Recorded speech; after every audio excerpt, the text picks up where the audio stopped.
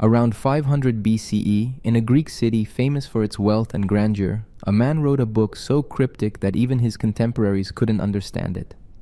The book began with a claim that would haunt philosophy for the next 2.5 millennia. People don't understand the fundamental principle that governs reality, and they fail to understand it even after it's been explained to them directly. The man was Heraclitus of Ephesus. Ancient sources called him the obscure and the dark because his writing resisted interpretation. Some said he wrote in riddles deliberately to hide his meaning from the unworthy. Others believed he thought in ways that ordinary language simply couldn't capture. His book, deposited in the Temple of Artemis, has been lost to time. What survives are fragments, roughly 140 pieces preserved because later writers quoted them while trying to puzzle out what he meant. The road up and the road down are the same road. Seawater is both pure and polluted. You cannot step into the same rivers twice, for different and again different waters flow. Sentences that seem simple reveal multiple meanings on reflection. Words that should clarify instead deepen the mystery. Heraclitus reportedly came from aristocratic background, possibly royal blood. He had privileges in Ephesus that he gave up. When the city asked him to write laws for them, he refused, saying they were already too corrupt for good laws to help. He withdrew from public life entirely, possibly to the mountains, and spent his time thinking about the nature of reality. What he concluded changed how humanity thinks about existence. Everything flows, nothing stays the same. What appears solid and permanent is actually in constant transformation. The stability we perceive is illusion created by the limitations of our perception. Change is not something that happens to things. Change is what things are. This insight terrified and fascinated ancient Greeks. Their culture valued permanence. They built marble temples meant to last forever. They told stories about eternal gods.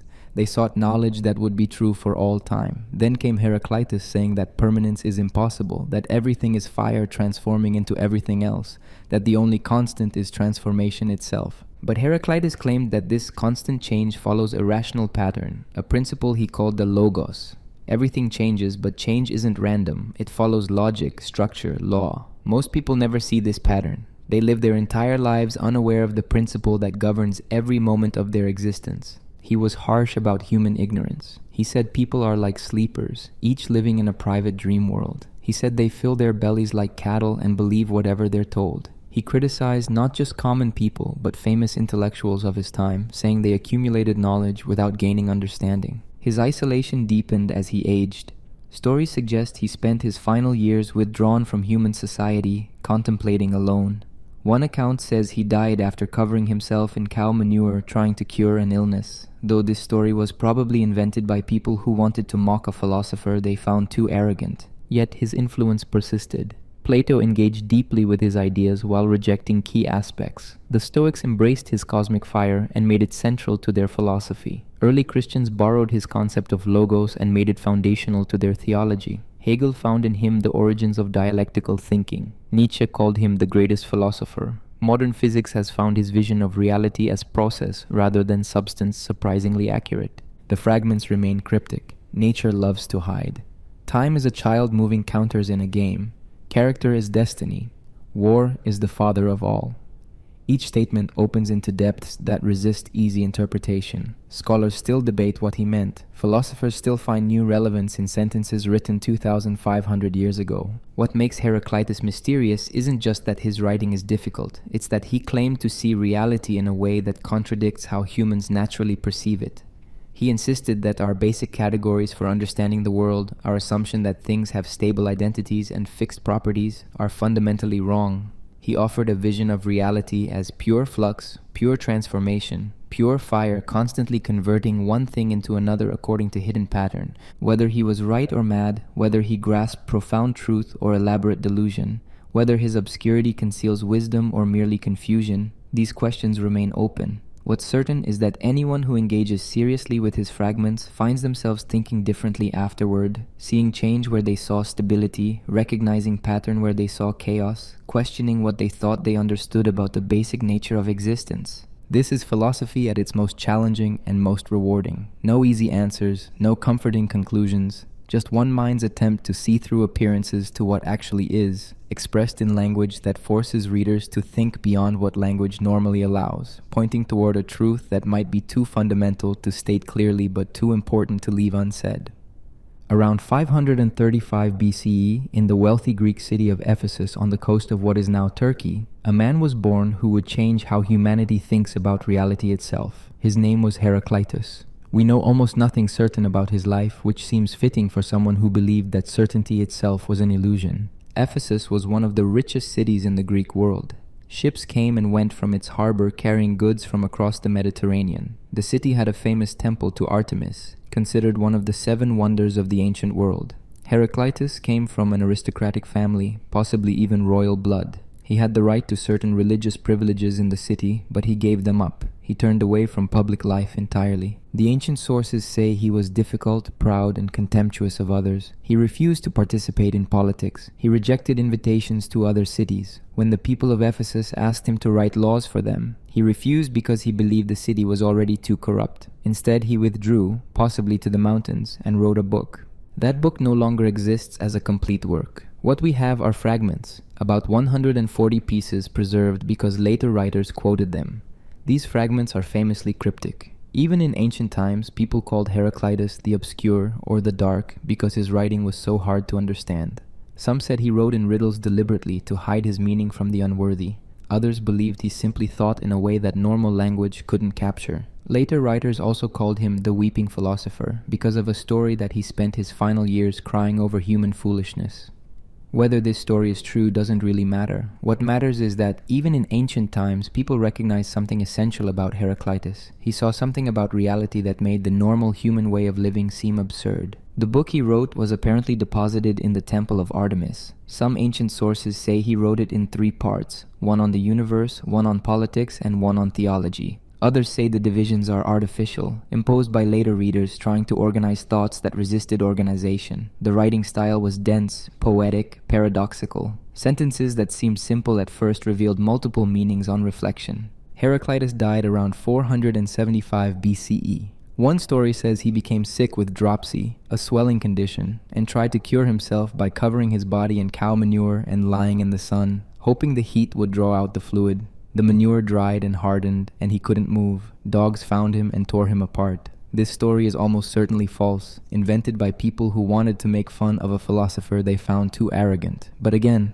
the truth of his death matters less than what the story reveals. Even centuries after his death, Heraclitus provoked strong reactions. What did this isolated, difficult man write that mattered so much? He wrote about change. Not just that things change, which everyone knows, but that change itself is the fundamental nature of reality. Everything that seems solid and permanent is actually in constant motion. Everything stable is actually a process. What we think of as things are actually events happening over time. This sounds simple until you really consider it. Look at your hand. It seems solid, unchanging, the same hand it was yesterday.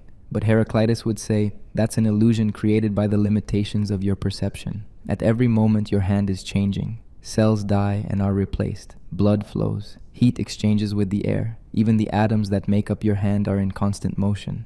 The hand you see now is not the hand you saw a moment ago. The feeling of continuity is something your mind creates, not something that exists in reality. This idea terrified and fascinated ancient Greeks. Their culture valued permanence. They built temples from marble that would last for centuries. They told stories about eternal gods. They sought knowledge that would be true forever. Then came Heraclitus saying that permanence is impossible, that everything flows, that the only constant is change itself. But Heraclitus wasn't a nihilist saying that nothing matters because everything passes. He was saying something stranger and more profound. He claimed that this constant change follows a pattern, a rational principle he called the logos. Everything changes, but the changes aren't random. They follow a logic, a structure, even though most people never see it.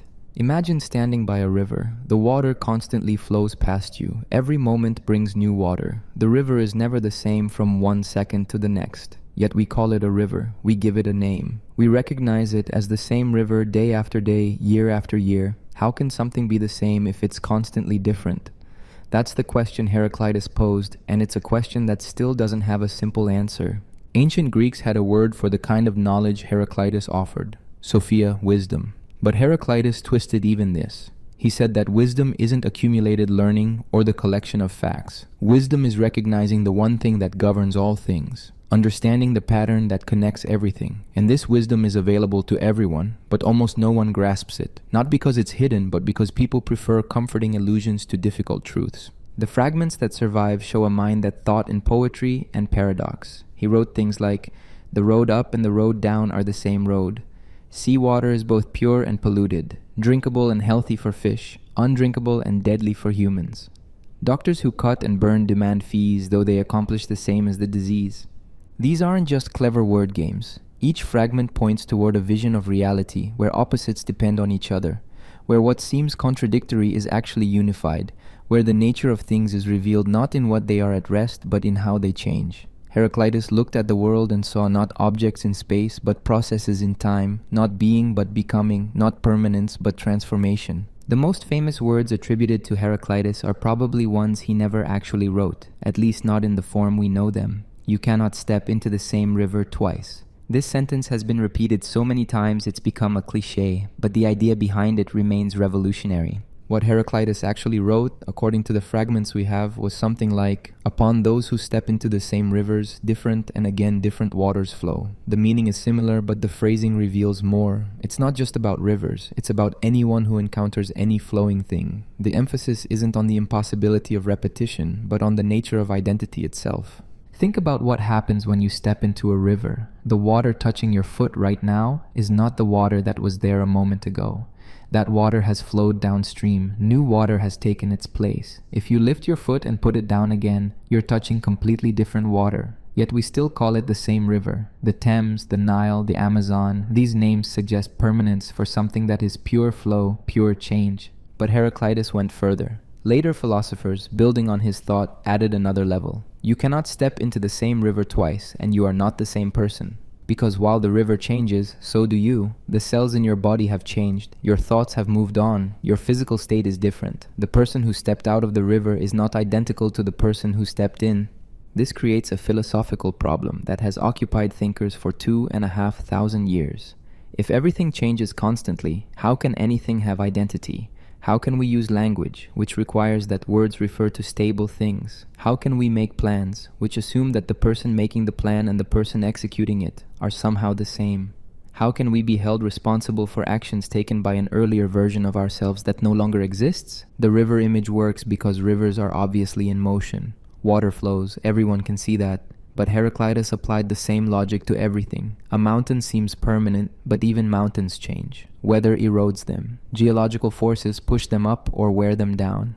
On a long enough time scale, mountains flow just like rivers, just much more slowly.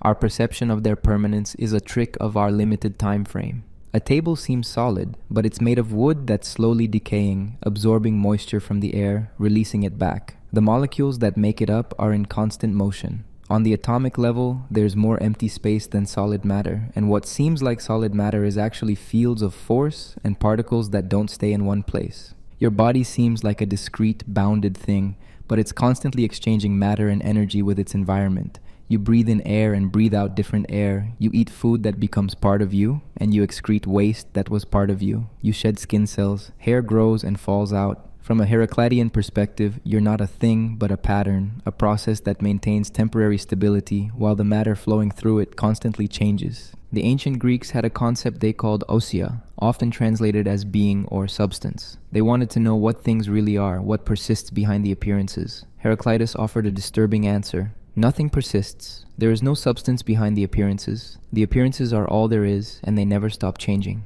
But this leads to another question. If a river is always different water, what makes it a river at all? Why isn't it just water that happens to be moving past a certain location? What gives the river its identity, its riverness? Heraclitus answered that what persists is not the material but the pattern, not the stuff but the structure. A river is a river because of the way water flows, because of the shape of the banks, because of the relationship between the water and the land. These relationships can stay relatively stable even while the water itself constantly changes.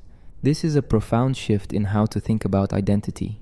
We normally think a thing is what it's made of. Gold is gold because of its material nature. A human is human because of biological composition. But Heraclitus suggests that a thing is what it does, how it relates, how it changes. Identity is not material, but dynamic. Modern physics has largely confirmed this Heraclitean view. Atoms are not little solid balls. They're mostly empty space with particles that are themselves best described as patterns of energy, as probabilities, as relationships rather than things. The solid world is nothing like it appears to our senses. Even memory and personality, which seem to define who we are not stable things but processes. Neuroscience shows that every time you remember something, you reconstruct the memory, and the reconstruction is slightly different from what was remembered before. Your personality is not a fixed essence, but a pattern of responses that shifts over time, influenced by experience, age, chemical changes in your brain. Heraclitus saw all this without microscopes or brain scans. He saw it through pure thought, by taking seriously what everyone can observe but most people ignore, that nothing stays the same. He looked at a river and saw not just water moving, but the nature of reality itself, revealing its fundamental character. The river image has haunted philosophy ever since. Plato would respond by saying that behind the changing rivers of the physical world, there must be eternal forms, unchanging patterns that give temporary things whatever reality they have. Aristotle would try to find a middle ground, accepting change but insisting that things have stable natures that guide how they change. Buddhist philosophers would embrace the insight about constant change and build an entire spiritual practice around accepting impermanence. Modern process philosophers would return to Heraclitus and say he was right all along. Reality is not made of things, but of events, not being but becoming. The river keeps flowing. Different waters keep flowing over anyone who steps in, and the person stepping in becomes different with each step. This is not a metaphor for reality. This is reality itself, revealing what it has always been. The ancient Greeks argued about what the world is fundamentally made of. Thales said everything comes from water, and Anaximenes said air. Empedocles would later propose 4 elements: earth, water, air, and fire. Heraclitus chose fire, but not for the reason you might think. When Heraclitus said fire is the origin of all things, he wasn't just picking a different element from a list. He was saying something about the nature of existence itself. Fire is never static. Fire is pure change, pure transformation. A flame doesn't exist as a thing in the way a rock exists. A flame is a process, a continuous chemical reaction. The flame you see now is not the same flame you saw a moment ago. The fuel has changed. The gases have changed. The light is produced by different molecules at different energy states. Yet we still recognize it as one flame. Fire consumes what it touches and transforms it into something else. Wood becomes ash and smoke and heat. Fire doesn't preserve things. It changes them. And in changing them, it reveals something. That matter is not really solid, permanent stuff, but something that can shift between states. The apparently solid wood becomes invisible gas and weightless ash. Where did the wood go? It dispersed into forms we can barely perceive. Heraclitus saw this transformative quality as fundamental to everything. The cosmos, he thought, is an ever-living fire, kindling in measures and going out in measures. This fire is not literally flames everywhere. It's the principle of transformation itself, the constant conversion of one thing into another. Consider what fire requires to exist. It needs fuel, something to burn. It needs air, oxygen specifically. Though Heraclitus didn't know about oxygen, it needs heat to start and maintain itself. Fire is not a substance but a relationship, a process that requires multiple components working together. When any component is removed, the fire ceases. Fire is pure dependency, pure relationship, pure process. Fire also creates opposites from unity. It produces light and shadow, heat and the relative cold of areas away from the heat. It creates order in the form of its flame shape and disorder in the form of rising smoke and falling ash. Fire shows how one thing generates many things, how unity produces diversity.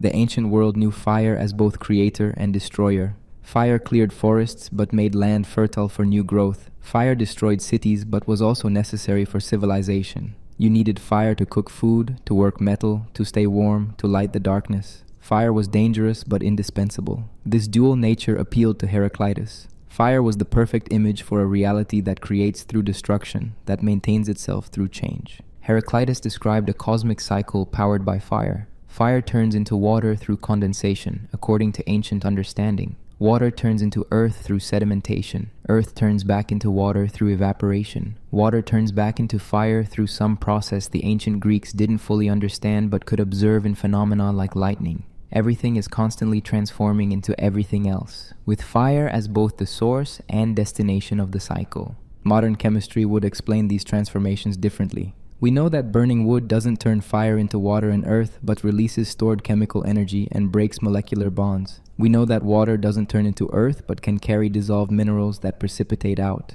But Heraclitus was observing real phenomena. Matter does transform between states, energy does convert between forms, and these transformations are indeed cyclic. Water evaporates, rises, condenses, falls, flows back to where it evaporated from. Fire also gave Heraclitus a way to think about measure and proportion. A fire that burns too hot consumes its fuel too quickly and dies. A fire that burns too cool goes out from lack of energy. A healthy fire maintains a balance, consuming fuel at just the right rate to sustain itself. This balance is not static, it's a dynamic equilibrium, constantly adjusting to conditions. Heraclitus extended this idea to everything. The cosmos maintains itself through balanced exchanges. Day and night, summer and winter, life and death, all exist in measured proportion. Too much of any one thing disrupts the balance. The world persists not through the permanence of its parts, but through the regulated exchange between opposites. He wrote, "All things are in exchange for fire, and fire for all things, as goods for gold and gold for goods."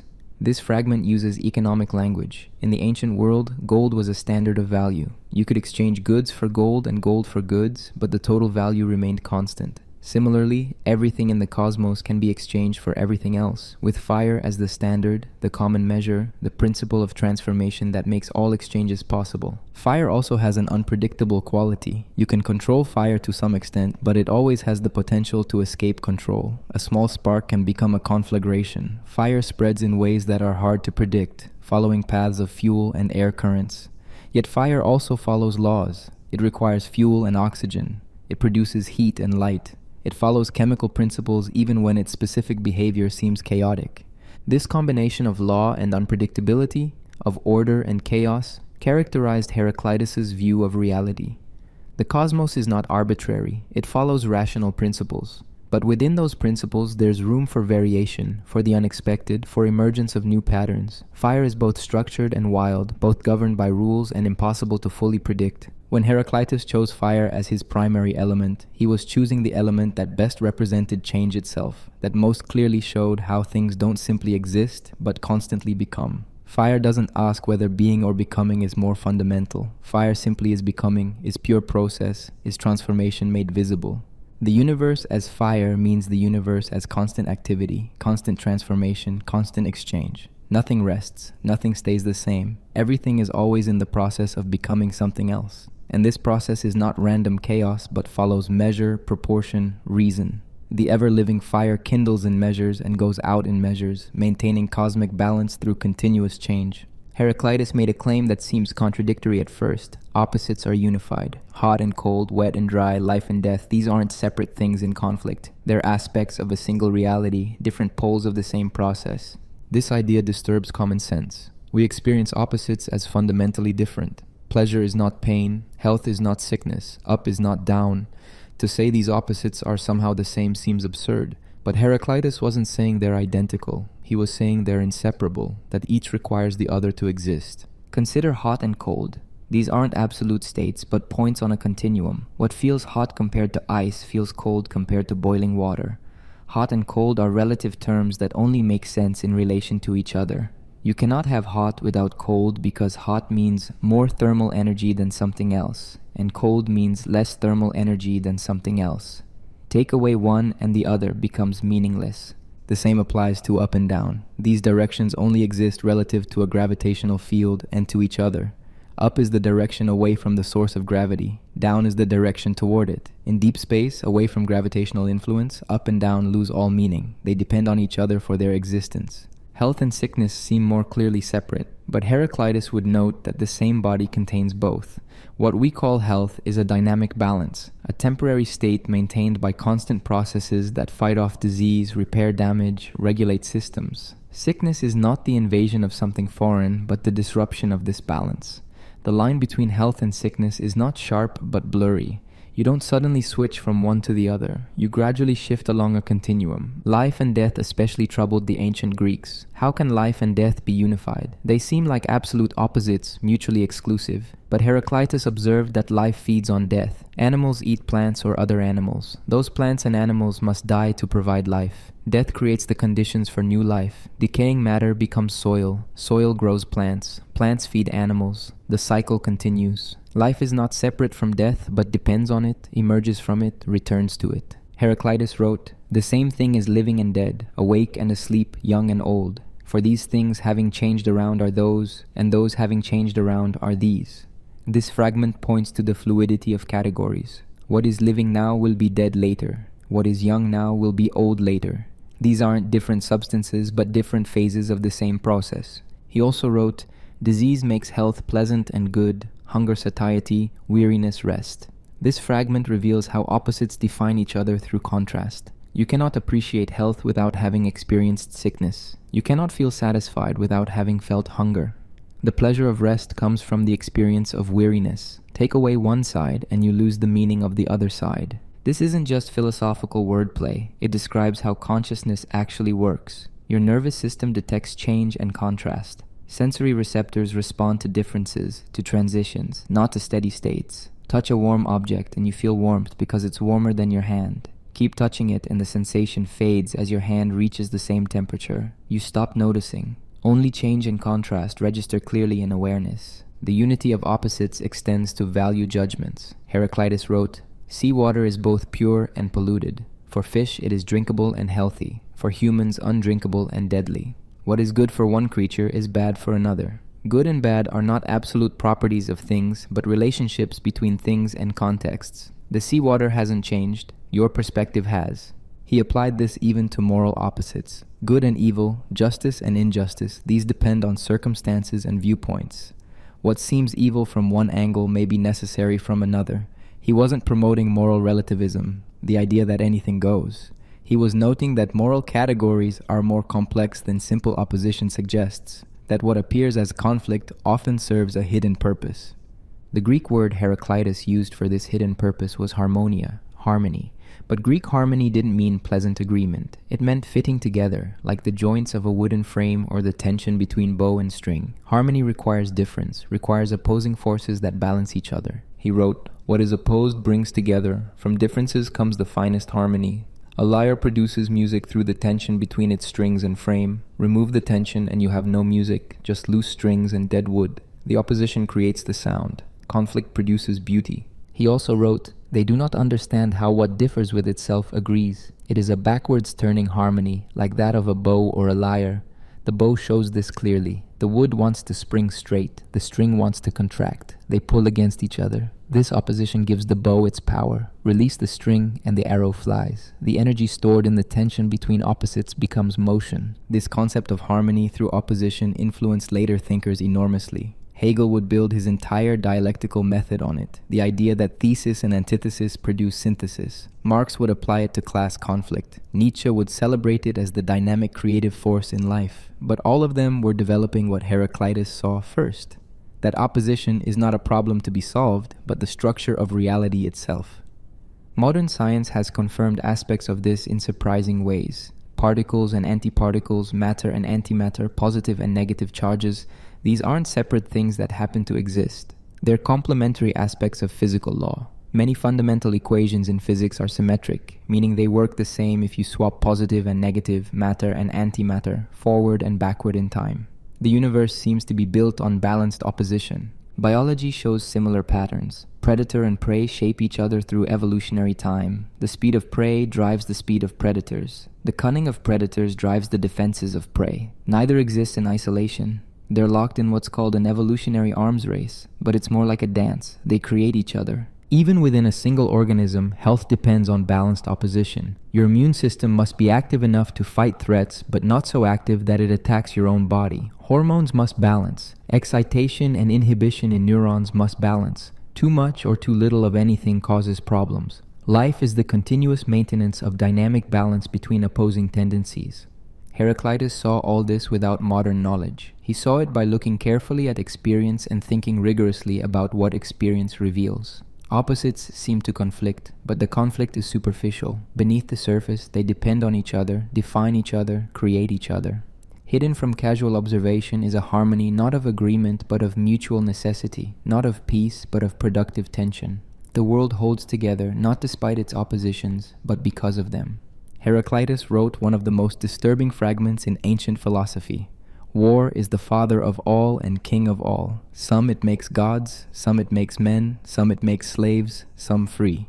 This fragment has been interpreted in many ways, often as a celebration of military conflict.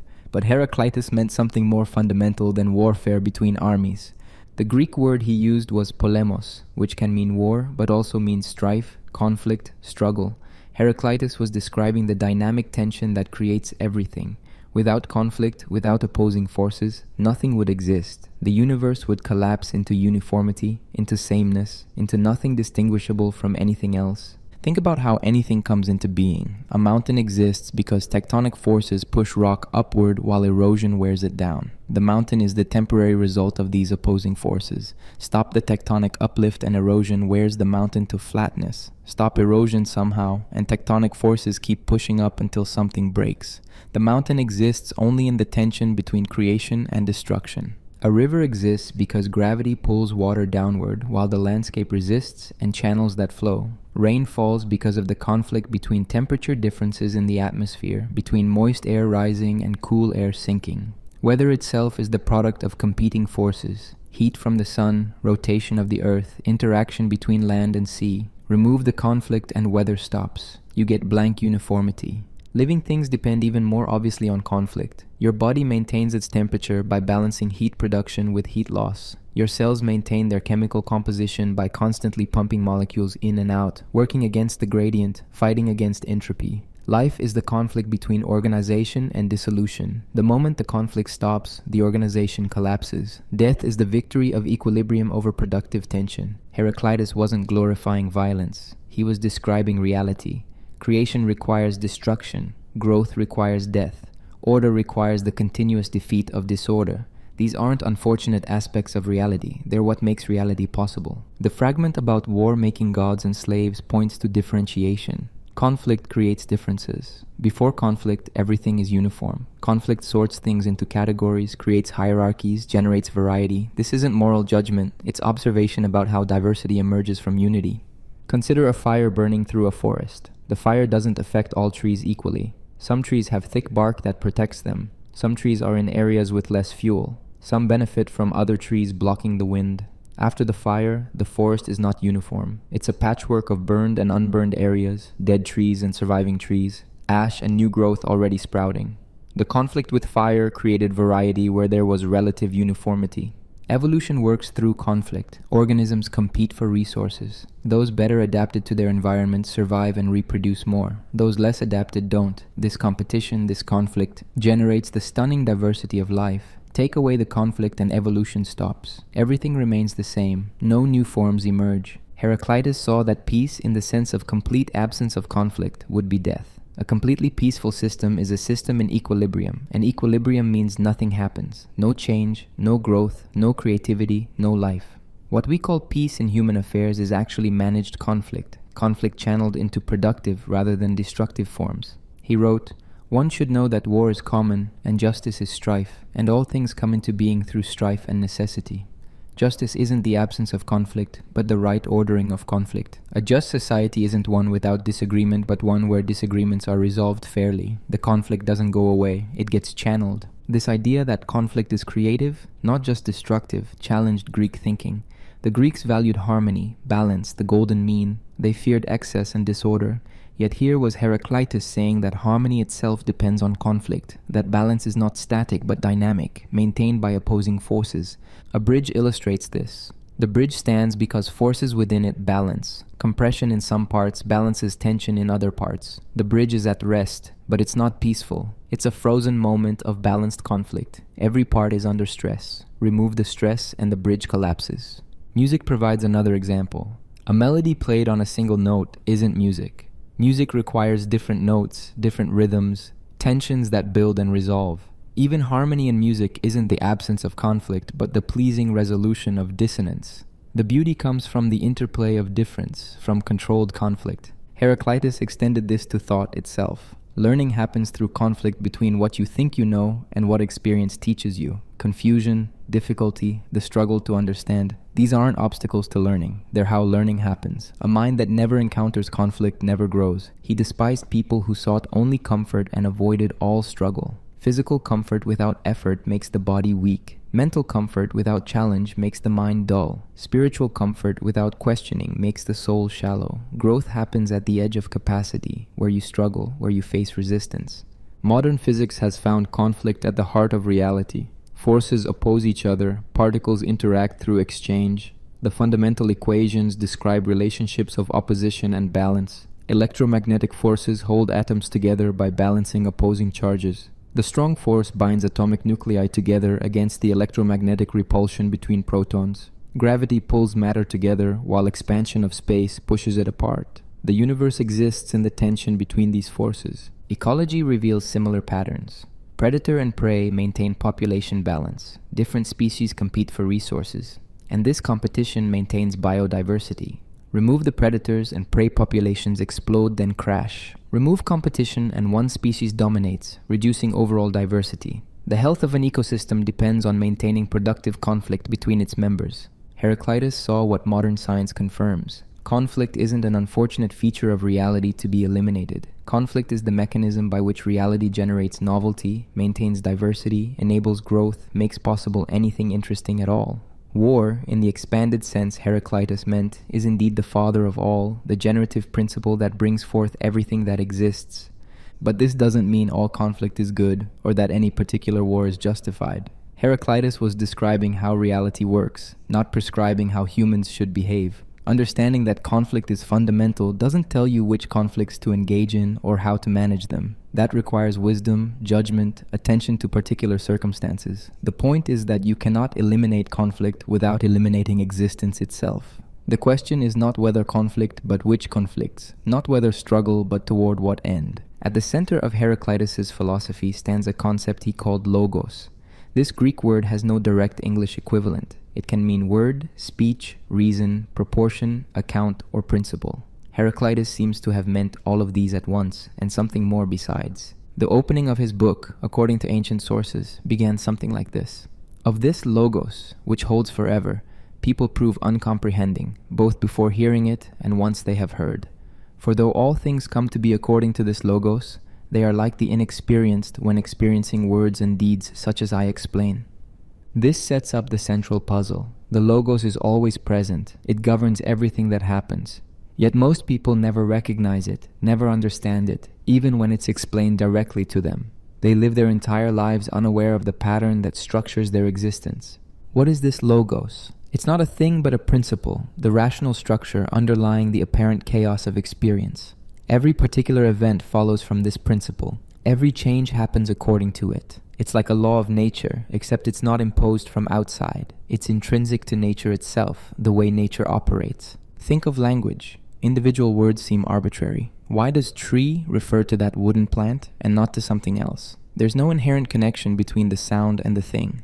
Yet language works because all speakers follow common patterns, common rules of grammar and meaning. These patterns aren't written down anywhere in nature. They exist in how people use language together. The patterns are real and govern every meaningful utterance, yet they're invisible, intangible. The logos is similar but more fundamental. It's the pattern that governs all change, all transformation, all relationship. It's why fire behaves like fire and water like water, why certain causes produce certain effects, why the cosmos is ordered rather than random. Heraclitus insisted the logos is common to all, shared by everyone and everything. But people fail to recognize this. They think their private thoughts and opinions matter more than the common pattern. They trust their individual perceptions rather than reason. They live as if each person has their own private world, their own private truth.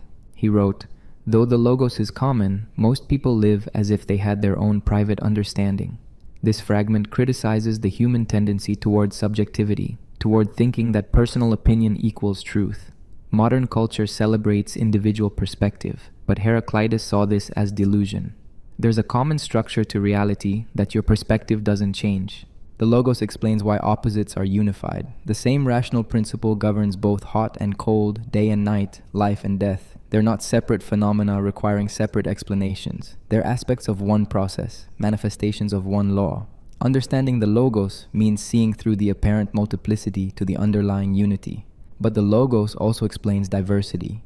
The one principle generates many effects. Fire transforms into many forms. The logos remains one while its expressions are countless. This is not contradiction. It's like how one mathematical principle can generate infinite particular instances.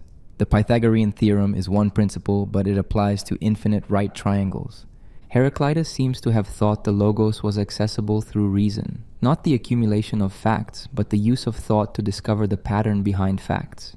You don't learn the logos by studying many things, but by thinking deeply about what all things have in common, what principle connects them. This made him hostile to conventional learning. He criticized Pythagoras for accumulating knowledge without understanding, for collecting information without grasping the principle. He mocked Hesiod for knowing many things but lacking wisdom. Knowing many facts doesn't mean understanding the logos. Understanding the logos means seeing the one in the many, the pattern in the instances. The logos is also described as proportional, measured.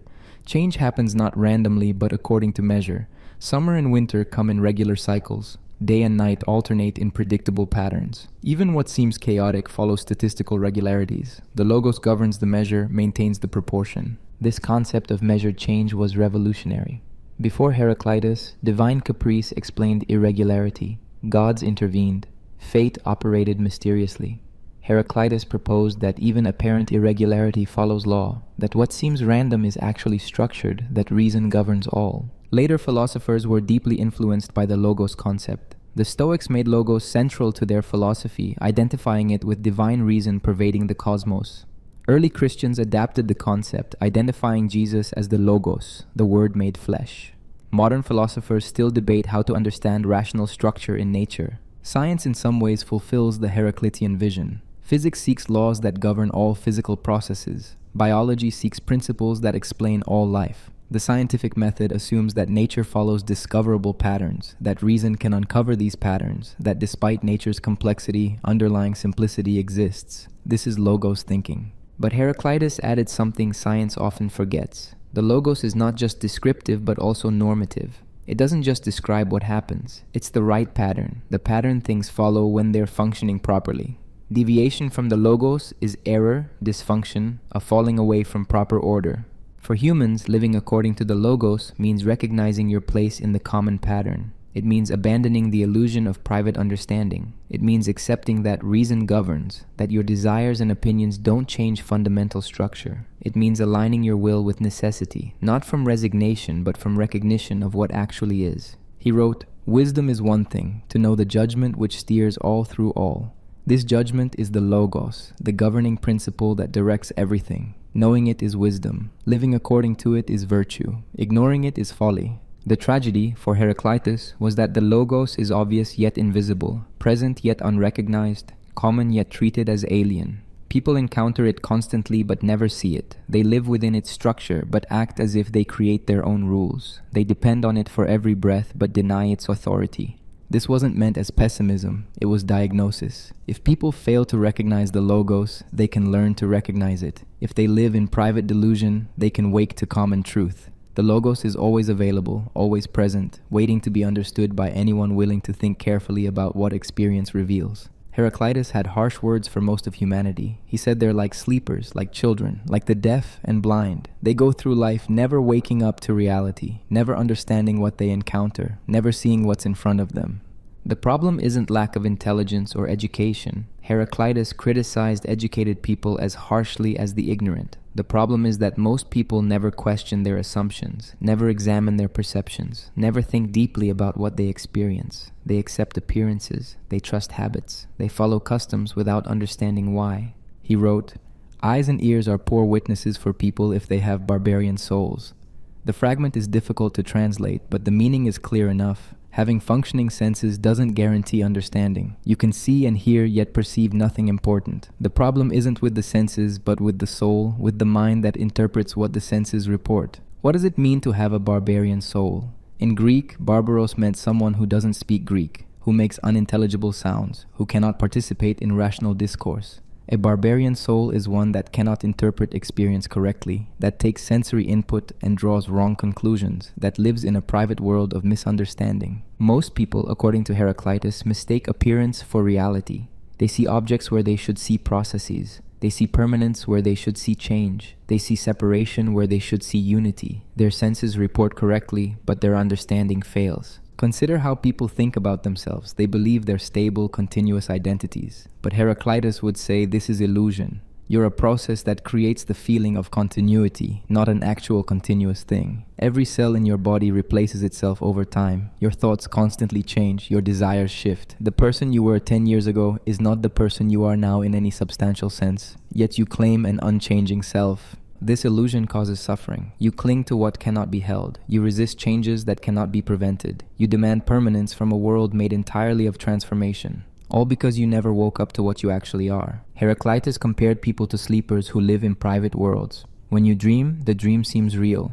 You accept impossible things. You don't question contradictions. The dream has its own logic that seems convincing until you wake. Then you realize it was all false, all internal construction. Most people live in this dream state while awake. They construct a version of reality that suits them, that confirms their beliefs, that makes sense according to their assumptions. They never test these assumptions against careful thought. They never question whether their version matches what actually is. They just accept it and live accordingly.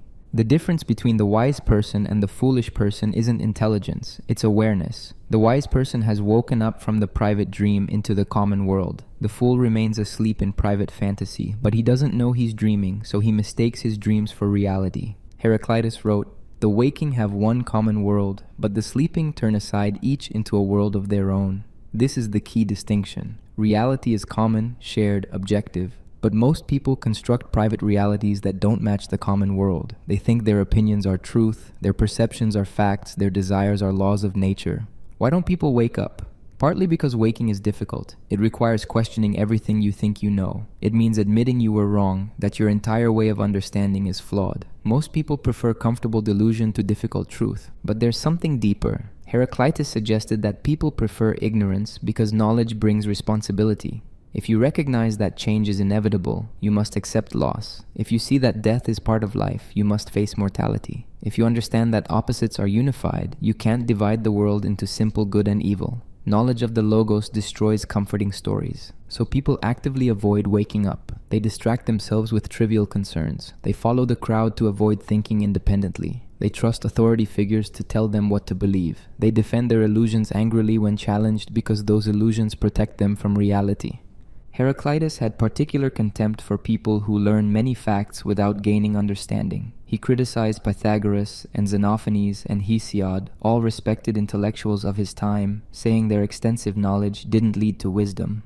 They collected information like hoarders collect objects, piling up facts without seeing the pattern. This happens because people confuse quantity with quality. They think if they learn enough facts, understanding will follow automatically. But understanding is not more facts. It's seeing how facts relate, what principle governs them, what structure connects them. You can memorize an entire encyclopedia and remain foolish if you never grasp the Logos. Modern culture has made this problem worse. Information is everywhere, instantly accessible, overwhelming in quantity. People consume information constantly yet understand less than ever. They know what happened, but not why. They have opinions about everything based on nothing. They're data rich, but wisdom poor.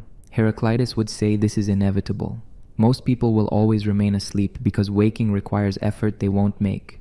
They'll go through life responding to stimuli like animals, following habits like machines, never becoming fully conscious, never seeing through appearances to reality. But the possibility of waking remains open. Anyone can do it. The Logos is common, accessible, waiting to be recognized. It requires only that you stop accepting appearances, stop trusting assumptions, stop living in the private dream. You must think carefully about what you experience. You must question everything, especially what seems most obvious. You must be willing to abandon comforting lies for difficult truths. Those who wake see the world completely differently. What seemed chaotic reveals order.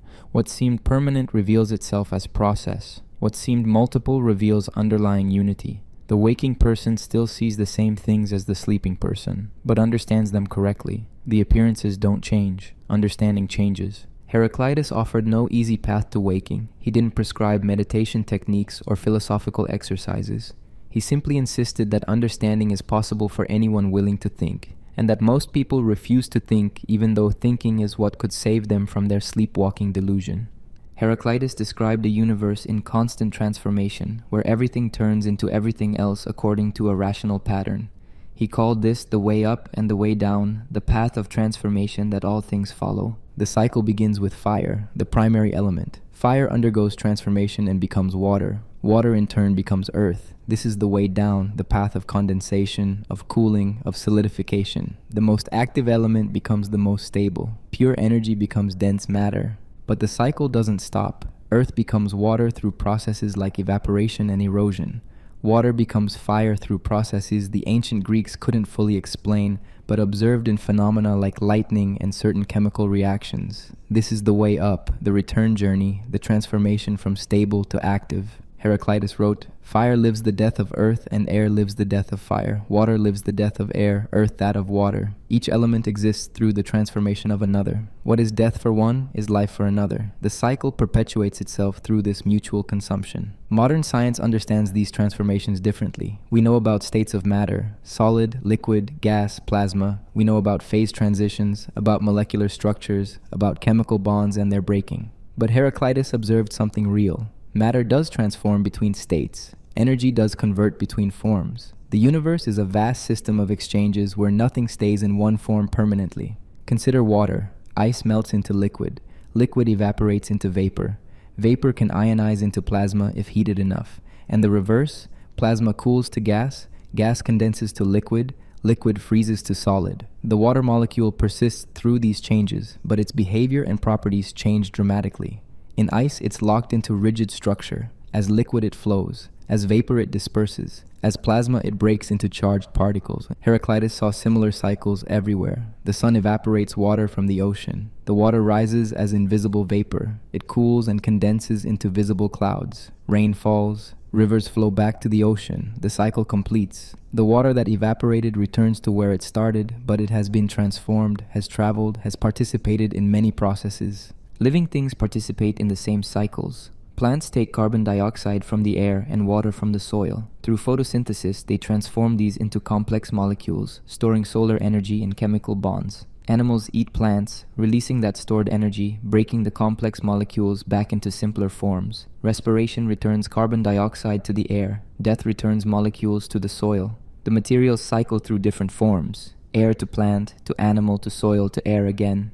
The cosmos itself, Heraclitus thought, underwent vast cycles. He spoke of the Great Year, a cosmic period after which everything returns to its starting point. Whether he meant this literally or metaphorically is unclear from the fragments we have, but the idea is that the universe is not progressing linearly towards some goal but cycling through states, returning again and again to similar configurations. This is profoundly different from the linear view of time that would later dominate Western thinking. Linear time has a beginning, a middle, and an end. History progresses. Things improve or decline, but never simply repeat. The cosmic cycle suggests instead that history is circular, that what has been will be again, that novelty is illusion. Modern cosmology has considered cyclic models. Some theories propose that the universe expands and contracts eternally, each big crunch followed by a new big bang. These models remain speculative, but they show that cyclic time isn't obviously wrong. The universe might indeed repeat, though whether in detail or only in general structure remains uncertain. Heraclitus emphasized that the transformations aren't random, they follow measure. Fire transforms into water in proper proportion. The sea doesn't grow or shrink over time because evaporation balances precipitation. The amount of matter in each state remains roughly constant because the transformations balance each other. He wrote, "All things are an exchange for fire and fire for all things, as goods are for gold and gold for goods." The metaphor is economic. In a well-functioning market, goods and gold exchange in balance. You can't create value from nothing. Similarly, in nature, transformations conserve something fundamental. What later physics would call conservation laws, Heraclitus intuited as cosmic balance. This balance isn't static, it's dynamic equilibrium. At any moment, things are transforming in both directions. Water evaporates while rain falls. The amounts might vary seasonally, but over longer periods they balance. The transformations never stop, but the overall system maintains stability through complementary changes. Living systems show this dynamic balance clearly. Your body maintains stable temperature not by being static, but through constant regulation. When you're hot, you sweat and blood vessels dilate. When you're cold, you shiver and blood vessels constrict. The temperature seems stable, but stability is achieved through continuous adjustment, through balanced opposing processes. Ecosystems function similarly. Predator and prey populations fluctuate, but over time they balance around certain levels. Too many predators and prey decline, which then causes predator decline, which allows prey to recover. The fluctuations continue endlessly but within bounds determined by the system's structure. Heraclitus saw the universe as one vast living system, maintaining itself through cycles of transformation, through balanced exchanges between opposites. Nothing is wasted. Everything that dies feeds new life. Everything that burns becomes fuel for new burning. The cosmos is a closed loop where beginning and end meet, where the way up and the way down are the same road. This wasn't meant as physics, but as vision, a way of seeing wholeness in what appears fragmented. The apparently separate elements aren't separate, but phases of one substance. The apparently linear time isn't linear, but cyclic. The apparently progressive history isn't progressive, but eternal return. Whether this vision is literally true matters less than what it reveals about nature. Things do transform. Cycles do exist. Balance emerges from dynamic exchange. Nothing exists in isolation. Everything depends on everything else. Understanding any one thing requires understanding its relationships, its transformations, its place in the larger pattern. The cosmic cycle isn't something that happened once long ago. It's happening now, constantly, at every scale. Your breath is part of it, exchanging oxygen and carbon dioxide with plants. Your food is part of it, transforming solar energy into motion and thought. Your very thoughts participate, arising from physical processes that depend on the cosmic cycle of matter and energy. Heraclitus saw human life as embedded in this larger process. You're not separate from nature, observing it from outside. You're nature observing itself, the cosmos becoming conscious of its own cycling transformations. Understanding the cosmic cycle means recognizing yourself as a momentary eddy in this endless flow, a temporary pattern in the universal exchange, a brief individualization of the one fire that kindles and goes out in measures. Among the fragments attributed to Heraclitus is one of the shortest and most quoted, "Character is destiny." In Greek, ethos anthropoi daimon. The sentence is only 3 words, but it contains layers of meaning that require unpacking. Start with character, ethos in Greek. This doesn't mean personality in the modern sense. It means something closer to fundamental nature, the deep pattern of who you are, the dispositions and tendencies that govern your actions before you consciously choose. Character in this sense is not what you decide to be, but what you are beneath decisions. Daimon is harder to translate. It's sometimes rendered as fate or destiny, but in Greek thought, a daemon was more specific. It was a guiding spirit, not external like a god, but personal, almost like what we might call your essential nature or ruling principle. Your daimon was the inner force that shaped your life, the pattern you were following whether you knew it or not. So the fragment might be better understood as, your essential nature is your ruling principle, or the way you are determines how you live, or who you are shapes what happens to you.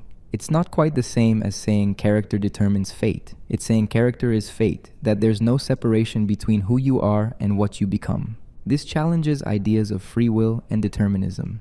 If character is destiny, are you free? Can you change? Or is everything fixed by your nature? Heraclitus seems to have believed something more nuanced. Your character is not chosen by you. It's given. It's what you are. But what you are is not fixed and separate from what happens to you. It's a dynamic relationship where your nature responds to circumstances and circumstances respond to your nature. Think about how people respond differently to the same situation. One person faces hardship and becomes bitter. Another faces the same hardship and becomes compassionate.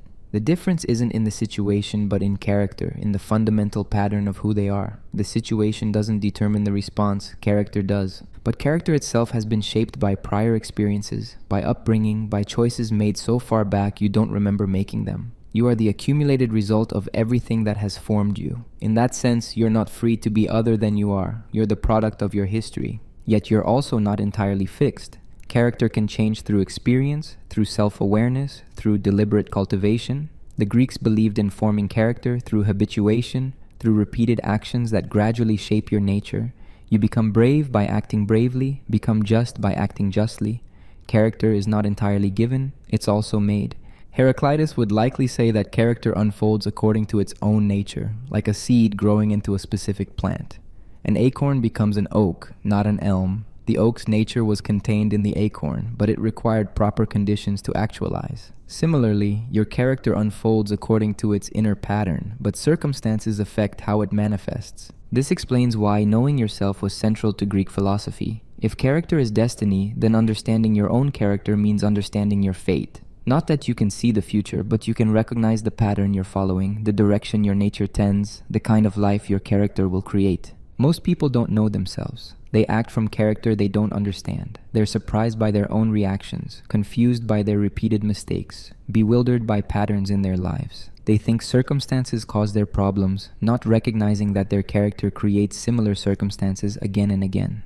Someone with an angry character attracts conflict. They see insult where none was meant. They escalate minor disagreements into major battles. Then they complain about how hostile the world is, never recognizing that their character generates the hostility they encounter. Character creates destiny by shaping how you interpret and respond to what happens. Someone with a suspicious character never trusts anyone. This makes others reluctant to be vulnerable with them. The lack of vulnerability confirms the suspicion. The pattern reinforces itself. The suspicious person's destiny is isolation, not because fate decreed it, but because their character created it. Heraclitus probably meant something even deeper. Not just that character shapes your personal fate, but that it reveals what you essentially are. Your character is your daemon, your governing principle. The logos as it manifests uniquely in you.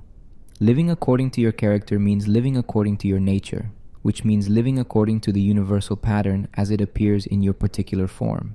This connects to his view that wisdom means recognizing the common logos. If you understand your own character correctly, you see how you fit into the larger pattern. You recognize that your individual nature is not separate from universal nature, but an expression of it. Your destiny is not arbitrary, but follows from the logical unfolding of what you are. Modern psychology has confirmed aspects of this. Personality traits measured in young adulthood predict life outcomes decades later. Conscientious people tend to succeed in conventional terms. Neurotic people tend to suffer more. Agreeable people have different relationships than disagreeable people. Your character at 20 significantly predicts your life at 60, not perfectly, but substantially. But Heraclitus wouldn't say you're trapped by your character. He'd say you're free to understand it, to work with it rather than against it, to cultivate it toward its best expression. An angry person cannot become calm by wishing, but can learn to channel anger productively. A fearful person cannot become fearless, but can develop courage, which is not absence of fear, but right action despite fear. The Stoics later developed this into a complete ethical system. They taught that you should accept your nature, understand your character, work within your capacities.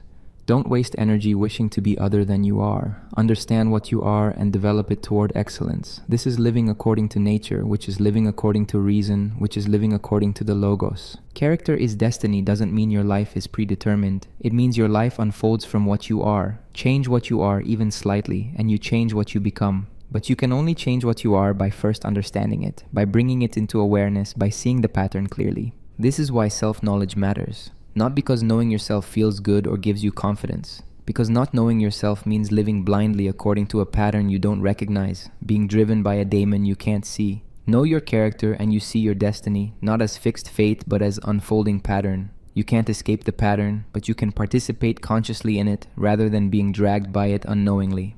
Heraclitus had a distinctive view of the human soul. He thought it was made of fire, or more precisely, that it participated in the cosmic fire, the principle of transformation that animates everything. This wasn't metaphor. He believed the soul was actually fiery in nature, though not literal flame. The soul shares fire's essential quality. It's active, moving, transformative. Unlike earth or water, which are relatively passive, fire never rests. It's always consuming, always changing, always converting one thing into another. The soul is similar. It's not a static essence, but a process, an activity, a pattern of transformation. But souls differ in quality depending on their moisture or dryness. Heraclitus wrote, "A dry soul is wisest and best." This fragment has puzzled interpreters for centuries. What does it mean for a soul to be dry or wet? Think about fire. A hot, dry fire burns cleanly and brightly. It transforms fuel efficiently into heat and light. Add moisture and the fire smolders. It produces more smoke than flame. It burns inefficiently. Too much moisture and the fire goes out entirely. Heraclitus seems to have thought souls work similarly. A dry soul thinks clearly, perceives accurately, acts effectively. A wet soul is sluggish, confused, inefficient. Wetness in the soul is like moisture in fire. It dampens the essential activity that defines the soul's nature. What makes a soul wet? Primarily intoxication and excessive emotion. He wrote, "It is death for souls to become water." Drunkenness literally makes the soul wetter, introducing moisture that impairs judgment and dulls perception. The drunk person's soul has become too watery to function properly. But the metaphor extends beyond literal drunkenness. Any state that clouds judgment, that overwhelms reason, that makes you passive rather than active, these all wet the soul. Grief that incapacitates, fear that paralyzes, desire that enslaves. These states add moisture to the soul, reducing its fiery nature, making it more like water than fire. A dry soul stays active, clear, in command of itself. It burns steadily without excessive smoke. It transforms experience into understanding rather than being overwhelmed by experience. It maintains its fiery nature even in difficult circumstances. This has ethical implications. Heraclitus valued self-control, moderation, rational thought. Not because these are arbitrary virtues, but because they keep the soul dry, maintain its fire nature, allow it to function as it should. Excessive indulgence wets the soul, impairs its function, betrays its essential nature. He also wrote, "You could not discover the limits of soul, even if you traveled every path to do so. Such is the depth of its meaning." Despite comparing the soul to fire, he recognized it as mysterious, as having depth that exceeds easy understanding. The soul isn't just a simple flame, but something vastly complex. This depth comes from the soul's participation in the cosmic logos. Your individual soul is not entirely separate from the universal fire. It's a portion of it, a temporary individualization of the larger pattern. When you think rationally, you're participating in cosmic reason. When you act according to nature, you're aligned with universal law. The soul connects individual and cosmos. Death, then, is a transformation, not an ending. The soul doesn't cease but changes form, returns to the larger fire from which it came. Heraclitus wrote, "For souls it is death to become water, for water death to become earth. But from earth water comes to be, and from water soul. The cycle continues even through death." This suggests some form of immortality, but not in the sense of personal survival. The fire that animated you doesn't disappear. It transforms, joins the larger cosmic process, eventually perhaps animates other living things. You as an individual cease, but the fire that made you alive persists. The quality of your soul matters not for afterlife reward, but for how you live now. A dry soul experiences life clearly, acts effectively, understands truly. A wet soul stumbles through life confused, dominated by passions, never achieving the clarity that comes from maintaining one's fiery nature. Modern neuroscience obviously doesn't confirm literal fiery souls, but Heraclitus was pointing to something real.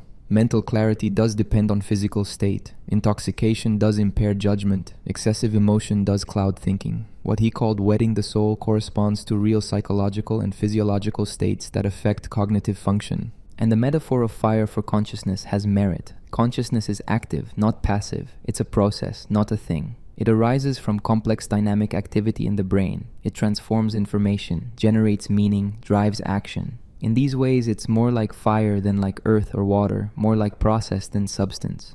The idea that consciousness participates in something larger than itself also resonates. Your individual consciousness is not isolated. It's shaped by language, culture, relationship with others. The thoughts you think are not entirely your own, but draw on collective resources. The patterns you used to think existed before you and will persist after you. In that sense, your individual consciousness is a temporary manifestation of something collective and ongoing. Heraclitus wouldn't separate body and soul as sharply as later dualists would. The soul is not trapped in the body, but is the body's animating principle, its pattern of activity, what makes it alive rather than dead. Body and soul are not two separate things, but two aspects of one process, like how a flame is both the oxidation reaction and the visible light produced. This means you can't neglect the body and expect the soul to thrive. Physical health affects mental clarity. Exercise, diet, sleep, these aren't separate from spiritual life. They maintain the conditions for soul to remain dry, for consciousness to function clearly, for your share of cosmic fire to burn brightly rather than smolder in damp confusion. The goal, if Heraclitus had such a thing, was to maintain your soul in its best state, dry, clear, fiery, active. This requires discipline, moderation, self-knowledge. You must avoid what wets the soul, excessive drink, overwhelming passion, mental fog. You must do what keeps it dry, clear thinking, rational action, alignment with logos. But ultimately, the soul remains mysterious. Even a dry soul cannot fully understand itself. It can know that it participates in something larger, that it shares nature with cosmic fire, that its individual flame is part of a larger burning. But the full depth, the complete nature of what consciousness is, this exceeds what consciousness can grasp about itself. The soul knows itself as fire, but cannot fully know the fire it is. Heraclitus transformed how Greeks thought about time. Before him, time was cycles. Seasons returning, generations succeeding, celestial motions repeating. After him, time became something stranger, more paradoxical, harder to understand. The fragments suggest he saw time not as a container holding events, but as the dimension of change itself. Time is what change means. Without change, without transformation, time would be meaningless. An unchanging universe would be timeless, not because it exists eternally, but because temporality would have no application.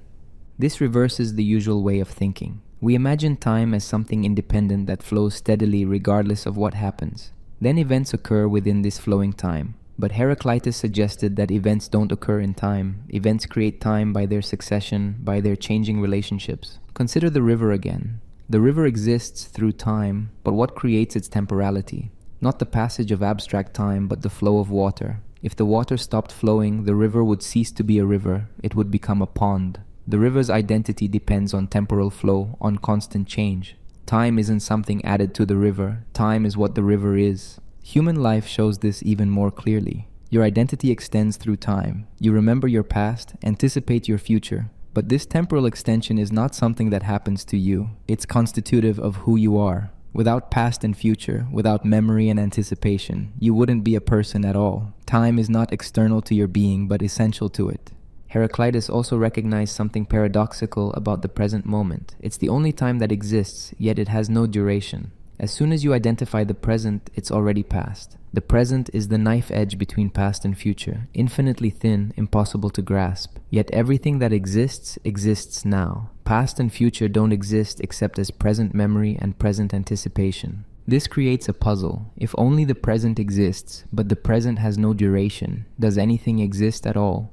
The past is gone, the future hasn't arrived, the present is vanishing as we speak. Where is reality located in time? Heraclitus wouldn't say reality is located in time. He'd say reality is temporal through and through. Things don't exist at moments. They exist as processes spanning duration.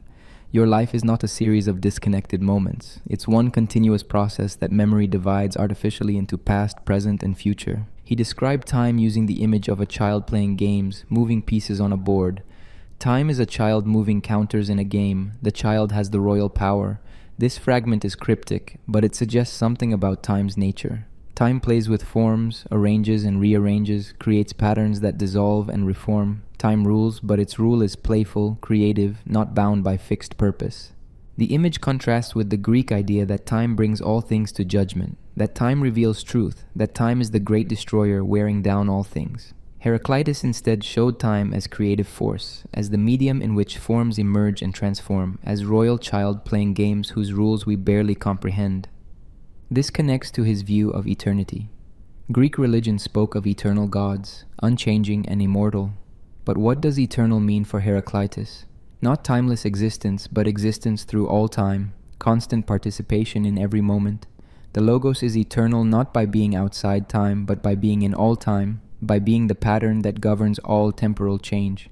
Human beings experience only their own lifetime, a brief span, but the cosmos has always existed and always will, not because it began infinitely long ago and will continue infinitely long hence, because beginning and ending as concepts don't apply to the cosmos as whole. The cosmos is not in time, it is the totality of temporal process. This makes questions about cosmic beginning meaningless. What came before the universe? Nothing came before because before is a temporal concept that applies only within the universe, not to it. What will happen when the universe ends?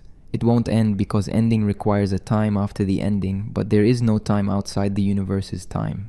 Modern cosmology struggles with similar issues. The Big Bang is described as the beginning of the universe, but physicists acknowledge this doesn't mean the universe came into existence from nothing. It means our equations break down before a certain point.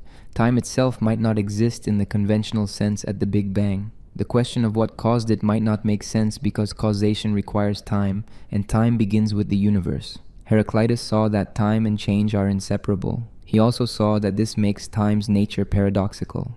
The present exists but has no duration. The past and future don't exist but somehow affect what happens now. Every moment contains traces of the past and potentials for the future. Time is not a series of isolated points but a continuous weaving where every strand connects to every other. This has practical implications for how to live. If the present moment is all that exists, yet the present has no duration, you can't grasp life by trying to freeze moments. Life is flow, not a collection of states. Trying to hold on to any particular moment is trying to hold on to what doesn't exist. Nor can you live entirely for the future, postponing genuine life until conditions are right. The future never arrives because when it does arrive, it's present, and present has no duration. The only life you can live is the continuous present, the eternal now that is always vanishing and always arriving. This doesn't mean ignoring past and future. Memory and anticipation are present activities happening now. You can't live well without them, but living well means recognizing that past and future exist only as dimensions of present experience, not as separate realms you can inhabit. Heraclitus saw time as the fire's motion, as the way up and the way down, as the continuous transformation that constitutes reality. Time is not something reality exists within. Time is reality's fundamental mode of being. Everything temporal through and through, everything in motion, everything transforming constantly from what it was toward what it will become. And yet there's also timelessness in this temporal flux. The Logos is eternal, the pattern unchanging even as everything changes according to it. The cosmic fire burns forever, individual flames igniting and extinguishing, but the burning itself never ceasing. Time flows endlessly, yet its flow follows eternal law. This paradox of temporal eternity, of change following unchanging pattern, of everything flowing yet everything governed by stable Logos. This is what Heraclitus saw when he looked at time. Not time as simple succession, not eternity as simple stasis, but something stranger that contains both. Every moment new, every moment governed by ancient law. Everything changes, nothing escapes the pattern. Time flows, Logos remains. The child plays, moving counters according to rules the child embodies but doesn't consciously know. When people look at the world, they see disorder. Events seem random. Accidents happen. Plans fail unpredictably. Natural disasters strike without warning. On the surface, the universe appears chaotic, lawless, arbitrary. Heraclitus insisted this appearance is false. Behind the apparent chaos lies hidden order. The cosmos is not random but structured according to rational principle. What seems chaotic is actually your failure to perceive the pattern, like someone who can't read seeing only meaningless marks instead of words. This hidden order is the Logos operating in all things. It's not obvious because most people don't look deeply enough. They see effects without understanding causes. They notice particular events without grasping the relationships that connect them. They live on the surface where everything seems disconnected and arbitrary. Think about weather. To someone without knowledge, weather seems random. Storms appear without warning. Droughts come and go unpredictably. The sky changes moment to moment for no apparent reason. But meteorology reveals patterns. High pressure and low pressure systems. Temperature gradients driving wind. Moisture content determining precipitation. What seemed chaotic actually follows principles you can understand and even predict. Heraclitus suggested that the same applies to everything. Human affairs that seem random actually follow patterns. Historical events that seem arbitrary actually arise from understandable causes. Even individual experiences that feel meaningless actually fit into larger contexts that give them meaning. The difficulty is that the patterns operate across scales and timescales that exceed easy perception. A particular rainstorm seems random until you understand atmospheric circulation patterns. Those patterns seem random until you understand seasonal cycles. Those cycles seem random until you understand solar radiation and the Earth's orbit. At each level, enlarging your view reveals order that was invisible at the smaller scale. Heraclitus recognized that human perception is limited. We see small slices of space and time. We notice what affects us directly. We miss gradual changes and large patterns. Our built-in cognitive biases lead us to see randomness where there's pattern and pattern where there's randomness. This is why wisdom requires thought, not just observation. You can't see the Logos by looking harder. You have to think about what you see, reason from effects to causes, discover principles that explain diverse phenomena. The Logos is hidden not because it's deliberately concealed, but because it's too fundamental to be obvious, like how fish don't notice water. The unity behind chaos manifests in several ways. First, diverse phenomena follow common principles. Fire burns, animals hunt, rivers flow, yet all exemplify transformation according to measure. Second, opposites depend on each other, creating unity through complementarity. Third, individual things are temporary manifestations of ongoing processes, waves in an ocean that seems to contain separate entities but is actually continuous. Human life especially seems chaotic. People are born in different circumstances, experience different fortunes, suffer different fates. Where's the pattern? Where's the justice? Why do good people suffer while bad people prosper?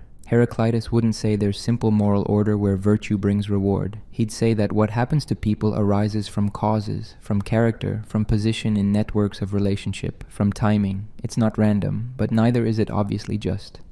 The pattern exists, but it's not a pattern of cosmic fairness. It's a pattern of cause and effect, of transformation, of the logos operating without moral preference. This doesn't mean morality doesn't matter. It means moral order and cosmic order are not identical. You should be virtuous because virtue aligns your character with logos, not because virtue guarantees good outcomes. Bad things happen to good people, not because the cosmos is unjust, but because justice is a human category that doesn't map neatly onto natural process. The unity Heraclitus saw is not unity of purpose, as if everything is working towards some goal. It's unity of principle, the same laws governing everything. Fire doesn't burn for a purpose, it burns because of its nature. Rivers don't flow to reach the sea, they flow because gravity acts on water and topography channels it. Purpose is something humans project onto nature, not something inherent in natural process. This can seem bleak. If there's no cosmic purpose, no inherent meaning, doesn't that make life absurd? But Heraclitus would say, meaning is not something you find in the cosmos. Meaning is something humans create through understanding, through aligning themselves with logos, through living according to nature's pattern rather than fighting it. The chaos you perceive is largely your own confusion. You expect the world to behave according to your desires and plans. When it doesn't, you call it chaos. But the world was never organized around your expectations. It follows its own laws. Understanding those laws brings you into harmony with reality. Insisting reality should be different creates the experience of chaos. Modern science confirms that the universe is lawful. Even quantum mechanics, which seems to introduce fundamental randomness, does so according to precise mathematical principles. The uncertainty is not arbitrary, but follows probability distributions you can calculate exactly. Behind apparent randomness is statistical order. Complex systems theory shows how simple rules can generate apparently chaotic behavior. Three bodies gravitationally interacting produce orbits too complex to predict in detail, yet the system still conserves energy and momentum. The chaos is deterministic, arising from sensitivity to initial conditions, but it's not lawless. Even human society, which seems most chaotic, shows patterns. Cities grow according to power laws. Traffic jams form predictably. Social networks have characteristic structures. Crime correlates with measurable factors. Individual human behavior seems free, but populations behave statistically. The randomness at one level produces order at another level. Heraclitus saw this without modern tools. He saw it by reasoning carefully about what change, unity, and opposition imply. If change follows measure, chaos is impossible. If opposites are unified, apparent conflict conceals deeper harmony. If many things arise from one principle, diversity is superficial, and unity is fundamental. This vision requires giving up certain comforts. The comfort of believing events happen for personal reasons. The comfort of expecting fairness. The comfort of thinking you understand what you don't. But it offers a different comfort, the assurance that reality is intelligible, that understanding is possible, that beneath confusion is order waiting to be discovered. The chaos you see is ignorance made visible. The order you see when you understand is logos revealed. The world hasn't changed, your perception has. You've stopped seeing isolated events and started seeing patterns. You've stopped expecting the world to match your wishes and started seeing it as it is. You've moved from the private dream of chaos to the common world of rational order. But the order remains hidden from casual view. Most people will never see it because they never look deeply enough. They'll live their whole lives thinking reality is chaotic, never suspecting that beneath the surface apparent disorder is perfect order. Behind the confused multiplicity is elegant unity. Within the seemingly random flow is logical necessity. Heraclitus lived in a culture saturated with religion. Every city had temples. Every household had shrines. Gods received sacrifices. Oracles delivered prophecies. Religious festivals structured the calendar, yet Heraclitus was sharply critical of conventional religious practice, even while developing a view that could be called religious in a different sense. He mocked people who prayed to statues, saying it was like talking to houses about the people who live in them. The statue is not the god, it's stone shaped by human hands. Praying to it makes no more sense than praying to a wall. The practice reveals confusion about what divinity actually is. He criticized mystery religions and their purification rituals. People sought to cleanse themselves of pollution through ceremonial washing. But Heraclitus pointed out that washing blood off with blood makes no sense. The ritual is based on symbolic thinking that doesn't correspond to reality. True purification, if such a thing exists, can't come from external ritual, but only from internal transformation. He also attacked the idea that gods need human sacrifices or care about human worship. Why would immortal, perfect beings need anything from mortal, imperfect humans? The whole transactional nature of Greek religion, give offerings to get divine favor, struck him as absurd projection of human social patterns onto cosmic forces. Yet Heraclitus wasn't simply an atheist, dismissing all talk of divinity. He had his own view of what deserves to be called divine, the cosmic fire, the logos, the rational principle that governs all transformation. This is not a person or a being, but a process, a pattern, the intelligence inherent in how things work. When he said this cosmos was not made by any god or man, but it always was and is and will be an ever-living fire, he was rejecting creation myths while affirming something divine in nature itself. The divine is not separate from the world, creating it from outside. The divine is the world's own order, its rationality, its intelligent structure. This shifts what divinity means. Instead of personal beings with intentions and desires, divinity becomes the impersonal intelligence manifested in natural law. The divine is not something you worship, but something you understand and align yourself with. Piety is not sacrifice and prayer, but living according to logos. The Heraclitean divine fire is immanent, not transcendent. It's in everything, not above everything. It doesn't issue commands or make moral demands. It simply is, expressing itself through all natural processes. Everything that happens is divine in the sense that it participates in this cosmic intelligence. This has radical implications. There's no gap between sacred and profane, no separate realm of the holy. Everything is sacred because everything expresses the divine fire. Equally, nothing is sacred in the conventional sense requiring special reverence. The divine is in the dunghill as much as in the temple. Heraclitus probably didn't deny the existence of gods entirely. Greek philosophers rarely did, but he redefined what God means. Perhaps gods exist as powerful beings, but they too are subject to logos, governed by cosmic law. They don't stand outside reality making it. They're part of reality expressing its patterns. Or perhaps God is just a name humans give to natural forces they don't understand. Thunder becomes Zeus, the sea becomes Poseidon, fire becomes Hephaestus. These aren't beings but personifications, ways of talking about natural processes in human terms. Heraclitus seemed to think that intelligent people should see through the personification to the underlying reality. His view of religion anticipates later developments. The Stoics would adopt his cosmic fire and identify it with Zeus, but Zeus understood as rational divine principle, not as anthropomorphic ruler. Spinoza would develop a similar view where God equals nature, where divinity is immanent rather than transcendent. Pantheism generally follows Heraclitean lines, finding the divine in nature itself rather than beyond it. But Heraclitus's view also challenged human self-importance. If divinity is cosmic fire, the principle of transformation, then humans are not special creations or objects of divine concern. You're one manifestation of the fire among countless others. Your consciousness is not a unique gift from above, but a natural development, fire becoming self-aware in one of its temporary forms. This can seem to diminish humanity. If we're not specially created or divinely watched over, what makes us important? But Heraclitus would say, you're important precisely because you participate in divinity, because the cosmic fire burns in you as consciousness, because you're capable of understanding the logos that governs all. Traditional religion promised things, divine protection, afterlife rewards, meaning provided from above. Heraclitus's view offers none of that. The divine fire doesn't care about you. It's not personal. It doesn't respond to prayers or grant wishes. It simply operates according to its nature, transforming everything including you. This requires a different relationship to the divine, not supplication but understanding, not obedience but alignment, not worship but recognition. You can't petition cosmic fire to change its nature. You can only understand it better and adjust your life accordingly. Prayer in this context becomes not request, but meditation on logos, contemplation of the pattern.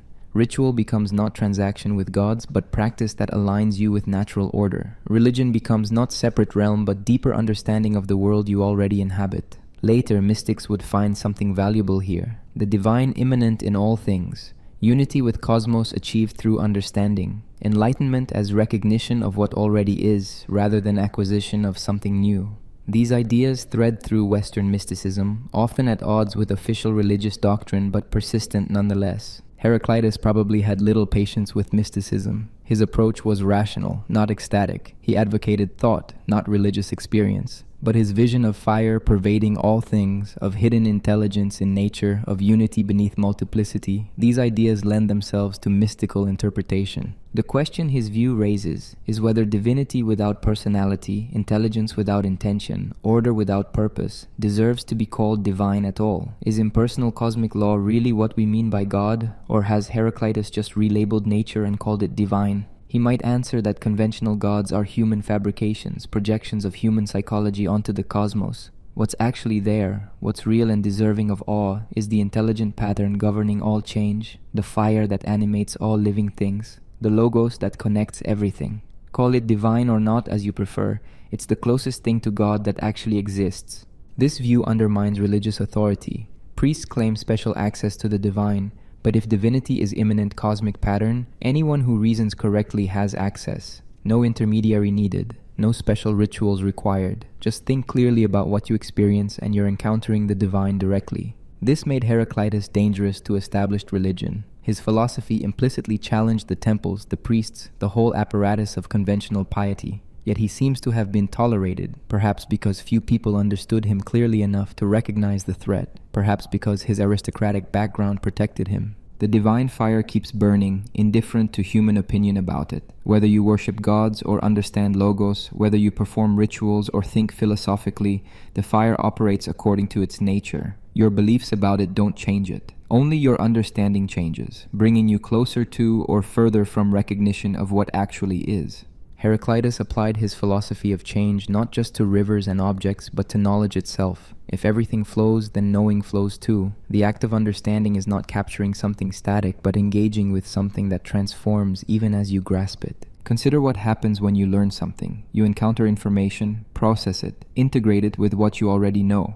But the moment you've learned it, both you and the information have changed. You're now a person who knows this thing, different from the person who didn't know it a moment ago. And the information itself sits differently in your mind than it did when first encountered. Return to that knowledge later and you find it changed again. What seemed clear becomes ambiguous. What seemed simple reveals complexity. What seemed certain becomes questionable. The knowledge hasn't remained stable in your mind like a book on a shelf. It's been transformed by everything else you've learned, by experiences you've had, by time's passage changing your brain's physical structure. This means knowledge is not possession but process. You don't have knowledge the way you have a physical object. You enact knowledge through continuous reconstruction. Every time you remember something, you're not retrieving a stored file but generating a new version based on current state and context. Teachers discover this constantly, explain something to students and they understand, or seem to, return to it later and they've forgotten, or remember it wrong, or understand it differently. The knowledge didn't stay put, it transformed through interaction with everything else in their minds. Even expertise is not stable. An expert's understanding is deeper than a novice's, but it's also constantly developing. The expert notices things they didn't notice before, sees connections they missed previously, revises earlier conclusions. Mastery is not reaching a final state, but achieving a certain quality of continuous transformation. Heraclitus would say this is inevitable given the nature of reality. If what you're trying to know is constantly changing, static knowledge is impossible. You can't know a river by taking a snapshot. The snapshot shows the river at one moment, but the river is not any particular moment. It's the flow through moments. Human beings especially resist being known. People change constantly. The person you knew 5 years ago is not the person they are now. Not just that their circumstances have changed, but that they themselves have changed. Their interests, values, fears, capabilities, all have shifted. You can't know them by remembering who they were. You have to engage with who they're becoming. Yet we treat knowledge as if it's permanent. We say, I know this person or I know this subject, as if knowing is a completed state. But knowing is an ongoing relationship with what's known. Break off the relationship, and the knowledge decays, becomes outdated, loses relevance. This affects how we should think about education. If knowledge can't be stored like data in a computer, then education isn't transferring information from teacher to student. It's initiating students into a practice of continuous learning, teaching them how to engage with changing understanding rather than accumulating fixed facts. It also affects memory. We tend to think memory is recovering the past, accessing what actually happened. But memory is reconstruction. Every time you remember an event, you rebuild it from fragments, filling gaps with inferences, subtly altering details. Remembering changes the memory. You literally cannot remember the same thing twice because each act of remembering transforms what's remembered. Neuroscience confirms this. Memories are not stored in specific locations like files on a hard drive. They're distributed patterns of neural connectivity. Activating the pattern reactivates the memory, but activation also modifies the pattern. Remembering strengthens some connections and weakens others. The memory after being remembered is not identical to the memory before. This has disturbing implications for eyewitness testimony, for historical knowledge, for any claim to know what really happened. If memory transforms with each recall, how can we trust what we remember? How can we know the past at all? Heraclitus wouldn't say we can't know anything. He'd say we must recognize the nature of knowing. Knowledge is engagement with flux, not capture of permanence. You can know the river by swimming in it, by feeling its current, by experiencing its flow. But you can't know it by standing on the shore trying to freeze it in your mind. The same applies to concepts and ideas. Mathematics might seem like pure, unchanging truth. 2 + 2 = 4 timelessly. But even mathematical understanding changes. Mathematicians discover new structures, new relationships, new ways of thinking about numbers.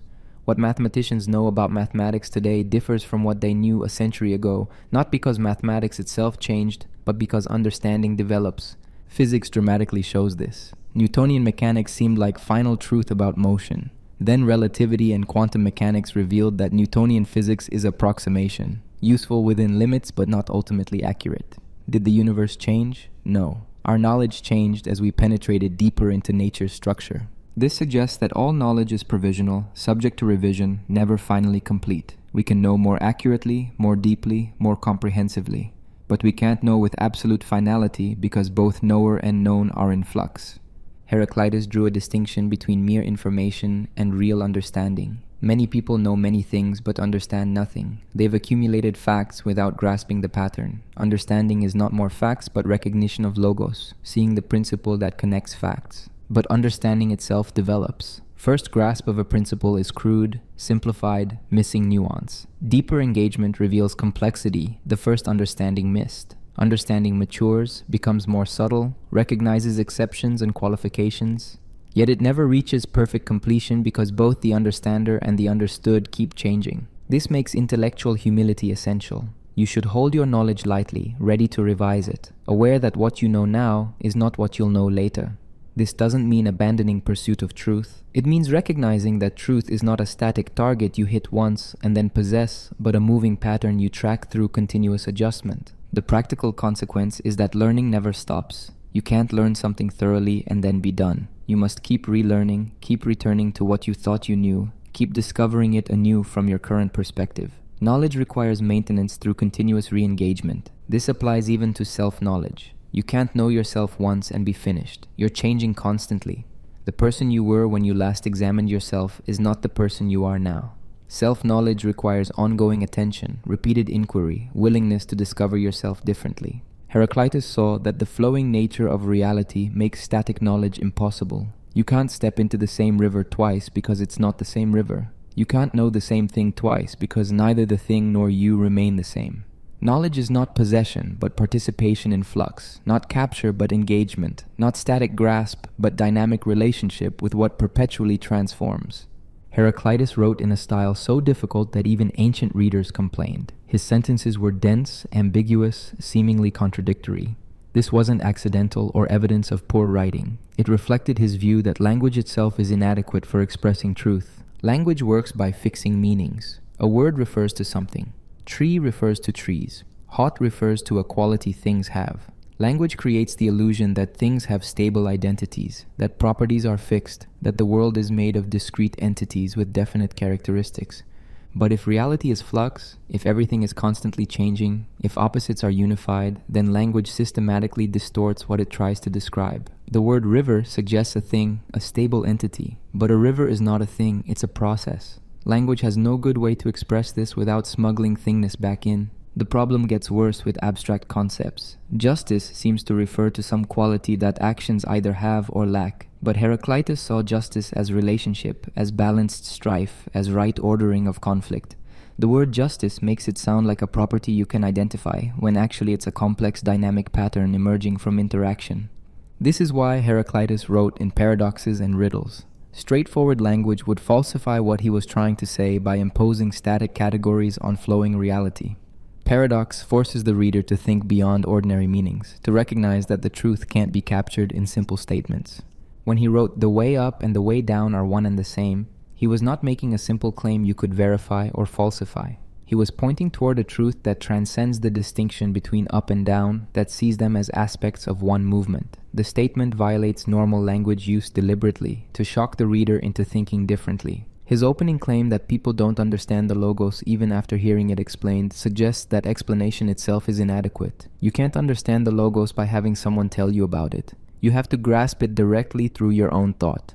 Language can point toward it but not deliver it. This creates a fundamental problem for philosophy. If language distorts truth, how can philosophy use language to express truth? Heraclitus' solution was to use language against itself, to write in ways that undermine language's normal functioning, forcing readers beyond words to the reality words fail to capture. Consider the fragment "nature loves to hide." This seems straightforward until you think about it. What is nature? If it's everything that exists, how can it hide? Where would it hide to? And what does it mean for nature to love anything? The sentence uses ordinary words in ways that don't quite make sense, compelling you to look for a meaning beneath the literal. What Heraclitus might mean is that the true nature of things is not obvious, that appearances conceal deeper reality, that reality itself seems designed to resist easy understanding. But notice how "nature loves to hide" expresses this more powerfully than straightforward explanation does. The riddle makes you work, makes you think, engages you more deeply than clear prose would. Later philosophers responded to this problem differently. Plato would argue that language can express truth if it refers to eternal forms rather than changing particulars. Aristotle would develop logic as a tool for precise thinking. Both tried to make philosophy more rigorous, more systematic, more clearly expressible in language. But there's a Heraclitean tradition that remains suspicious of systematic philosophy, that prefers aphorism to treatise, that uses poetry and paradox over logical argument. Nietzsche belongs to this tradition. So do Zen Buddhists with their koans, riddles designed to break conceptual thinking. So do various mystics who insist that ultimate truth transcends language. Modern philosophy of language has confirmed aspects of Heraclitus' insight. Language does shape how we think. The categories our language provides influence what we can easily think about. Languages that lack certain concepts make certain thoughts difficult or impossible for their speakers. More fundamentally, language is conventional and arbitrary. The connection between words and things is not natural but created by human agreement. This means language is always somewhat removed from reality, always a human construct laid over what actually is. Wittgenstein famously said, "Whereof one cannot speak, thereof one must be silent." He meant that language has limits, that some things can't be said meaningfully. Heraclitus might have agreed, but added that the most important things lie beyond language, that philosophy's task is to bring people to the limits of language so they can see beyond. The problem extends to truth itself. We say a statement is true if it corresponds to reality. But if language systematically distorts reality by imposing static categories on flux, how can statements be true? At best, they're approximately true, useful simplifications, models that work within limits. This doesn't mean abandoning truth. It means recognizing that truth is not simple correspondence between statement and fact. Truth is more like alignment between understanding and reality, where understanding is not captured in statements but enacted through practice, through how you engage with what is. Heraclitus' own writing embodies this. His fragments don't form a system you could summarize in clear propositions. They're provocations meant to stimulate thought, not conclusions meant to be memorized. Understanding Heraclitus is not learning what he said, but learning to think the way he thought, to see what he saw. This makes him difficult to teach or study. You can't just explain Heraclitus and have students understand. They must struggle with the fragments themselves, must feel the inadequacy of easy interpretations, must push through confusion to their own grasp of what he pointed toward. Language also has social and political dimensions Heraclitus recognized. Most people use language automatically, inheriting meanings from their culture, never questioning inherited concepts. They think in cliches and conventional categories. Language becomes a prison, limiting thought to culturally approved channels. Breaking free requires recognizing how language shapes thought, how inherited vocabulary constrains what you can think. You must learn to think beyond or against language, to see what language obscures, to recognize reality independent of how language frames it. But you can't escape language entirely. Even this recognition must be expressed in language. Even thinking beyond language uses words. The task is not abandoning language, but using it more carefully, more critically, with awareness of its limits and distortions. Heraclitus chose obscurity deliberately. He could have written more clearly if clarity was his goal, but clarity would have produced the illusion of understanding without actual understanding. Obscurity forces effort, forces thought, prevents the easy assimilation that leaves you unchanged. The truth he pointed toward can't be expressed clearly because it contradicts the categories clear expression depends on. It can only be glimpsed through paradox, hinted at through riddle, approached through statements that violate normal meaning. Language used normally hides the truth. Language used abnormally, against itself, can point beyond itself toward what it cannot say. Heraclitus lived during a period of political upheaval. Greek cities were developing new forms of government, moving away from monarchy toward various systems of collective rule. Athens was developing democracy. Other cities had oligarchies or tyrannies. People argued about the best form of government, about justice, about law. Heraclitus rejected the invitation to write laws for Ephesus. He thought the city was already too corrupt, too far gone for good laws to help. This wasn't pessimism, but recognition that laws alone don't create justice. Justice comes from something deeper than written rules. His view was that human laws should reflect natural law, cosmic pattern, the logos. Good laws align human society with the way reality actually works. Bad laws try to impose human preferences against natural order. But most cities make laws based on human desires, on what people want rather than on what reality allows. He wrote, "The people should fight for their law as for their city wall." Law is essential protection for a city, as fundamental as physical defenses. But which laws? Not arbitrary human invention, but law that corresponds to cosmic justice, to natural order, to logos.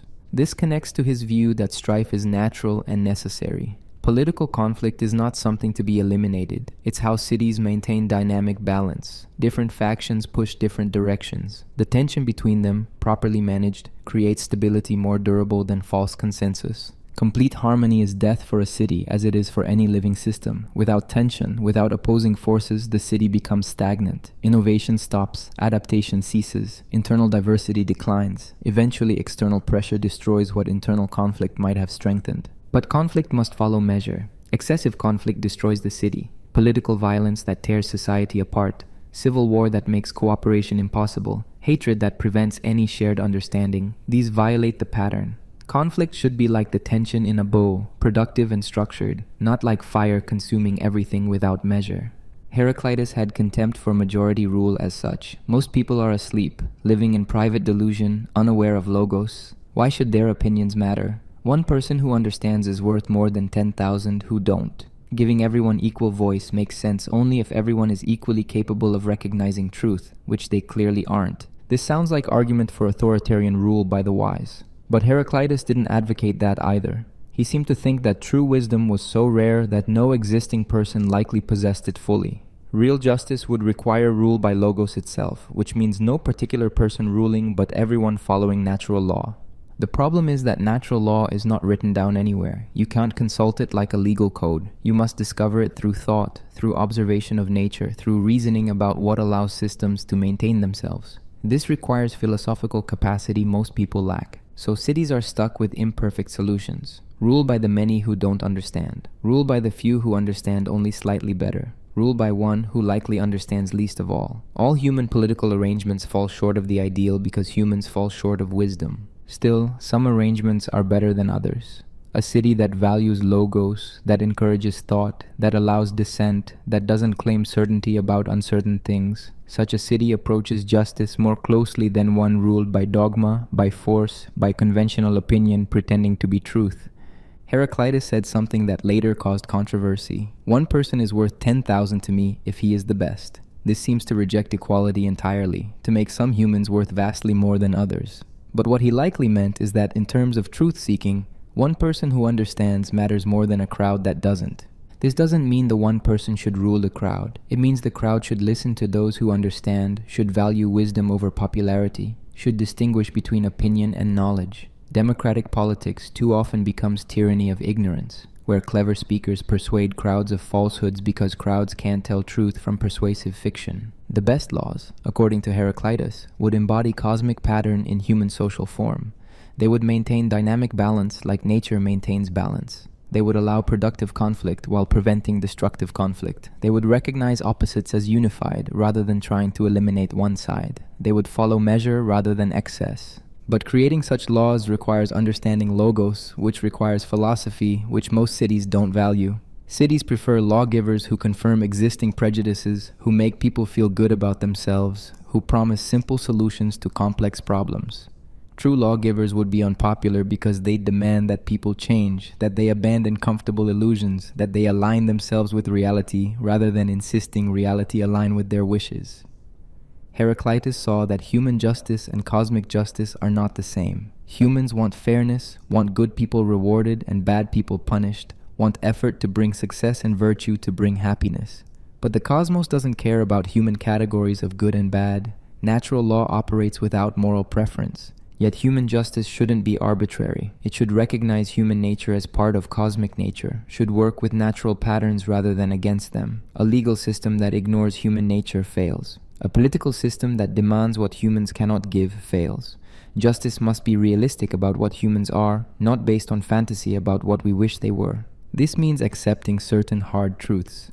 People are not naturally equal in ability, in understanding, in virtue. Pretending otherwise doesn't make it so and leads to unjust systems where the pretense becomes oppressive. But people are equal in deserving to live according to their nature, in deserving honest laws rather than manipulation, in deserving rulers who serve the city rather than themselves. Modern politics has largely rejected Heraclitus's view.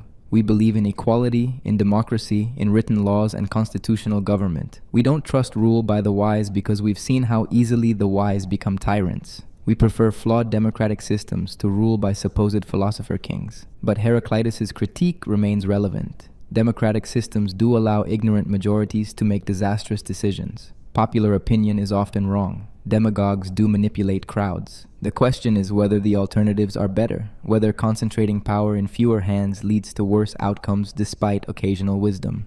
Perhaps the Heraclitean insight is not about political structure but about attitude. Whatever system you have, it works better if people value truth over opinion, if they recognize their own ignorance, if they understand that reality constrains what politics can accomplish. A humble democracy might approach justice more closely than an arrogant oligarchy, even if the oligarchs are individually wiser.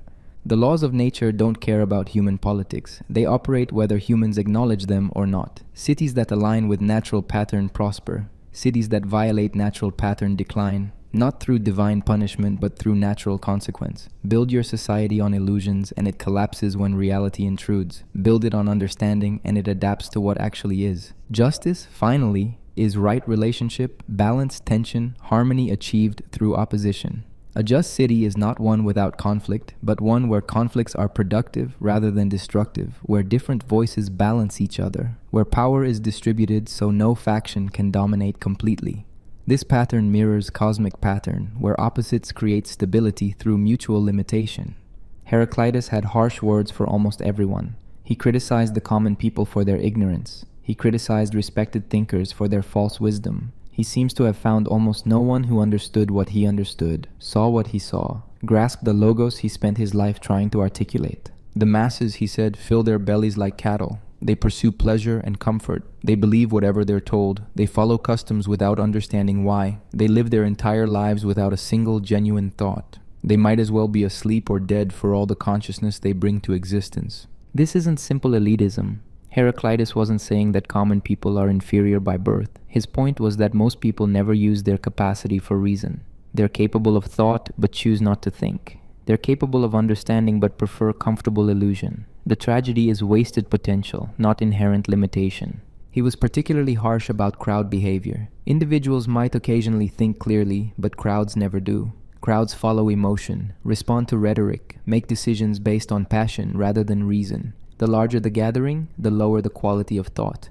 Democracy, which Ephesus was moving toward, struck him as insane, giving decision-making power to crowds guaranteed to make poor decisions. But Heraclitus reserved special contempt for people who were educated and respected, but still wrong. He attacked Hesiod, one of Greece's most revered poets, saying Hesiod knew many things but understood nothing. Knowing facts is not wisdom. You can memorize an encyclopedia and remain foolish. He criticized Pythagoras, one of the most famous philosophers, saying Pythagoras practiced inquiry but used it badly, producing only deception.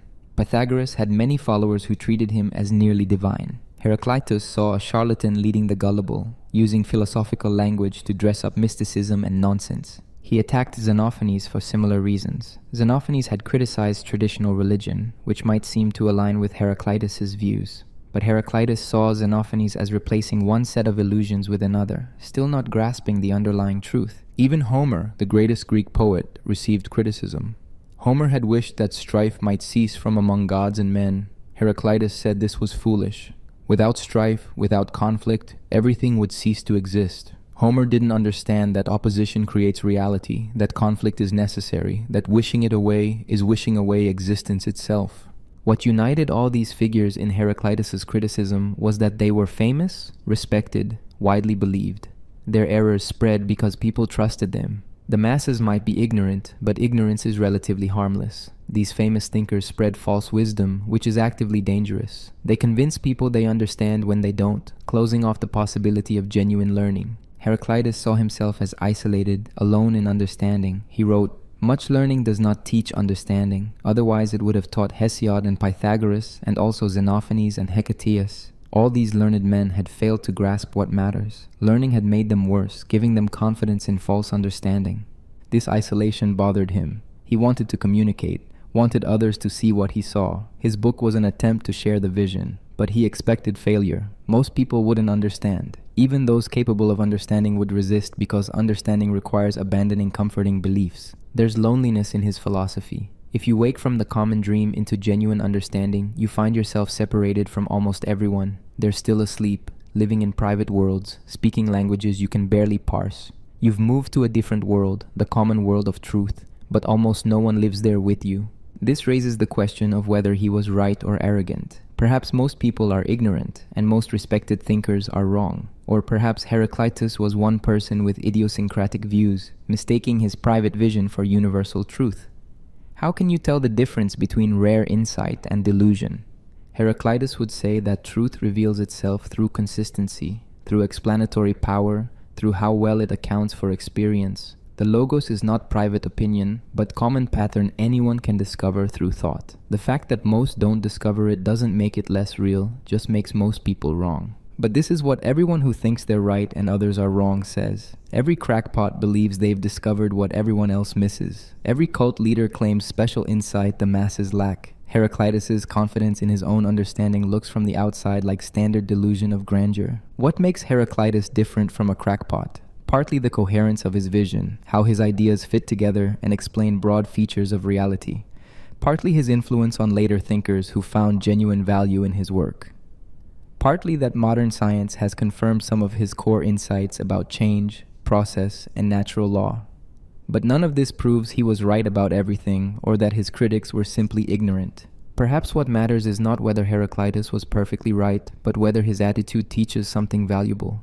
He refused to accept conventional wisdom just because it was conventional. He thought for himself. He followed logic where it led, even when conclusions were unpopular. He didn't care about being liked or understood. He cared about truth.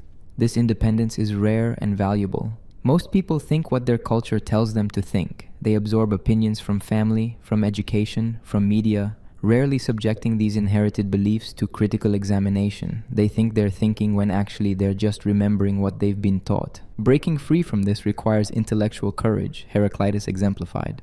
You must be willing to think thoughts that isolate you, to reach conclusions that make you unpopular, to stand alone if necessary.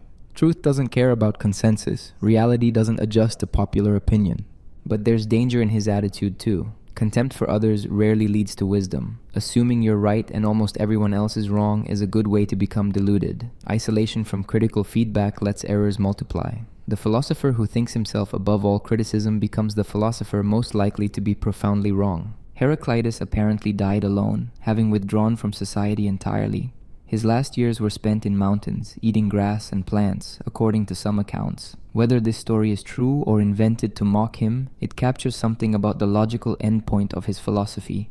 Complete rejection of human society, complete withdrawal into private understanding, complete isolation from the common world he claimed to see so clearly. Perhaps the tragedy is that Heraclitus was partly right, but made himself impossible to learn from. His insights were genuine, but his presentation ensured almost no one could receive them. His contempt for others became self-fulfilling. They rejected him, confirming his view that they were ignorant, justifying further contempt.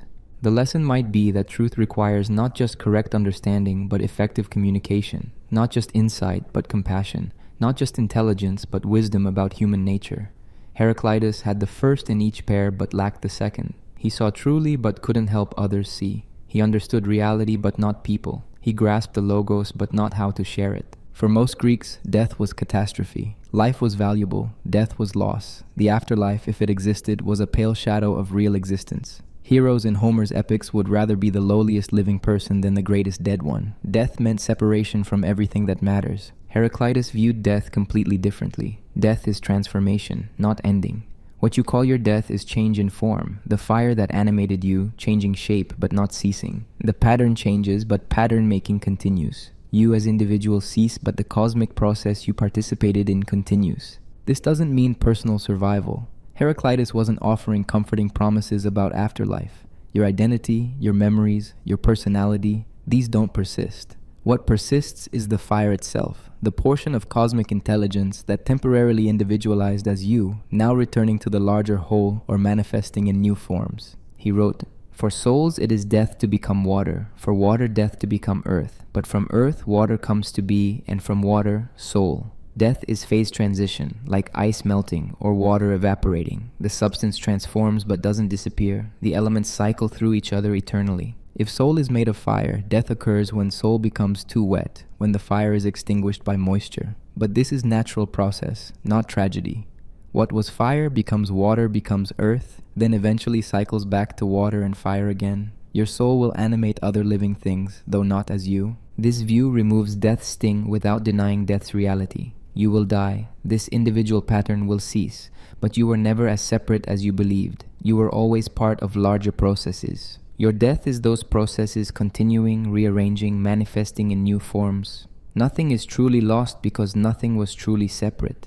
Think about your body. The atoms that currently compose it will continue existing after your death. They'll become part of soil, plants, other animals, eventually other humans. The carbon in your bones will be in trees, in rivers, in the air. Matter doesn't disappear, it transforms. If your identity is pattern rather than matter, and if patterns persist through substrate changes, then in some sense you already die continuously. The person you were 10 years ago is dead. That particular pattern ceased. The current you is a descendant pattern, related but not identical. You've been dying and being reborn your entire life without noticing. Heraclitus would say that recognizing this is wisdom. You're not a permanent self that persists through time. You're a temporary eddy in cosmic flow, a pattern that achieves temporary stability before dissolving back into the flux. Your death is just the final dissolution of a pattern that's been dissolving and reforming constantly. This doesn't make death meaningless. The pattern you are is unique. It will never exist in exactly this form again. Its cessation is real loss of something particular, but it's not absolute loss because the pattern participated in something larger that continues. Modern physics sees matter and energy as conserved. They transform but never cease to exist. The energy that powers your thoughts came ultimately from the sun, from nuclear fusion converting mass to energy. After your death, that energy continues, powering other processes. The universe loses nothing when you die, it just rearranges. Biology shows how life depends on death. Your body contains trillions of cells. Every day millions die and are replaced. You're a process maintaining temporary stability through constant cellular death and renewal. If cells didn't die, you'd be cancer, cells replicating without control until the organism fails. Death at the cellular level enables life at the organismal level. Ecosystems likewise depend on death. Every organism that dies provides resources for other organisms. Death and decay make nutrients available for new growth. A forest where nothing died would quickly exhaust its soil. Death is not unfortunate accident but necessary part of the cycle. Heraclitus saw this pattern as cosmic law. Death serves life, life leads to death. They're phases of one process, not separate phenomena. Fearing death is like fearing exhalation because you prefer inhalation. Both are necessary for breathing to continue. But doesn't this make individual life meaningless? If you're just temporary pattern destined to dissolve, why does your life matter? Heraclitus might answer that your life matters precisely because it's temporary, because it's unique, because it will never repeat. The pattern you are is a once-only occurrence. Its very impermanence gives it significance. Also, while alive, you're the universe becoming conscious of itself. Through you, cosmic fire achieves self-awareness. Through your understanding, logos recognizes itself. You're not just temporary pattern, but pattern that knows itself as pattern. This is remarkable even if temporary. Your death returns your consciousness to unconsciousness, but the fire that was conscious in you becomes conscious again in other forms. Consciousness doesn't cease with your cessation, it redistributes. The universe doesn't lose consciousness when you die, it just localizes consciousness differently. This view makes death easier to accept but doesn't eliminate grief. When someone you love dies, you've lost something irreplaceable. That particular pattern is gone, but you haven't lost everything. The person participated in an ongoing process that continues. They're not separate from nature, gone to some other realm. They've returned to nature, dissolved back into the elements. Some find this comforting, others find it cold. To say someone is now just atoms and energy seems to diminish who they were. But Heraclitus would say, you're always just atoms and energy, just patterns of fire. Death doesn't reduce you to something less, it returns you to what you always were, what everything is. The Stoics later developed this into a practical philosophy. Marcus Aurelius wrote that death is natural, that fearing it is irrational, that you should accept your dissolution calmly as part of cosmic order. But this Stoic acceptance came from Heraclitus' insight that death is transformation following natural law, not violation of how things should be. Modern secular people often seek comfort in various versions of this view. You live on through your children, through your works, through memories others hold, through your influence on the world. These are all true, but Heraclitus would add something deeper. You live on through the cosmic fire itself, through the ongoing transformation that constitutes reality, through the pattern making that never ceases even though particular patterns do. Your death is not tragedy to be avoided, but natural completion of your particular phase. You're a wave in the ocean rising, moving, then subsiding. The wave ceases, but the ocean continues. You were never separate from the ocean. You were always just its temporary gesture, its brief pointing upward before returning to itself. Heraclitus died around 475 BCE, but his influence continued for centuries. His ideas seemed too strange for immediate acceptance, too radical a departure from common sense. But certain philosophers recognized something profound in his vision of flux, opposition, and hidden order.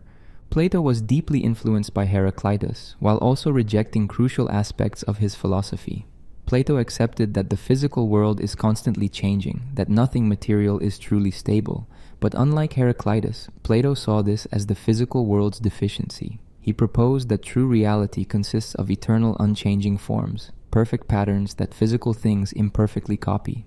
The world of flux that Heraclitus described becomes, for Plato, inferior to the eternal realm. Plato's student Cratylus took Heraclitus more literally than Heraclitus probably intended. Cratylus concluded that if everything is constantly changing, language is impossible because words can't refer to anything stable. He reportedly stopped speaking entirely, only waggling his finger to indicate that everything flows past too quickly to name. This is probably what happens when you take Heraclitus' metaphors as literal doctrines. Aristotle also engaged with Heraclitus. He tried to find middle ground between Heraclitean flux and Parmenidean permanence. Yes, things change, Aristotle said, but they change according to their natures. An acorn becomes an oak, not an elephant. There's constancy in the pattern of change even while particular things transform. This is more sophisticated than either extreme. The Stoics embraced Heraclitus enthusiastically. They identified his cosmic fire with Zeus, with divine reason pervading everything. They adopted his view that opposites create harmony through tension. They developed his ethics of living according to nature into a complete philosophical system. Marcus Aurelius, writing 5 centuries after Heraclitus, sounds deeply Heraclitean when he meditates on flux, transformation, and acceptance of natural process. Early Christian theology borrowed Heraclitean language, particularly the concept of logos. The Gospel of John opens, "In the beginning was the Logos, and the Logos was with God, and the Logos was God." This philosophical term from Greek thought becomes central to Christian doctrine. The Logos incarnates as Jesus, divine reason taking human form. Whether this is what Heraclitus meant by logos is questionable, but the connection influenced how Christianity developed philosophically. Heraclitus largely disappeared during the Middle Ages. Christian philosophy was dominated by Plato and Aristotle, both of whom had adapted Heraclitus to their own purposes. The emphasis on eternal unchanging God left little room for a philosopher who made change fundamental. But Heraclitus returned dramatically in the 19th century.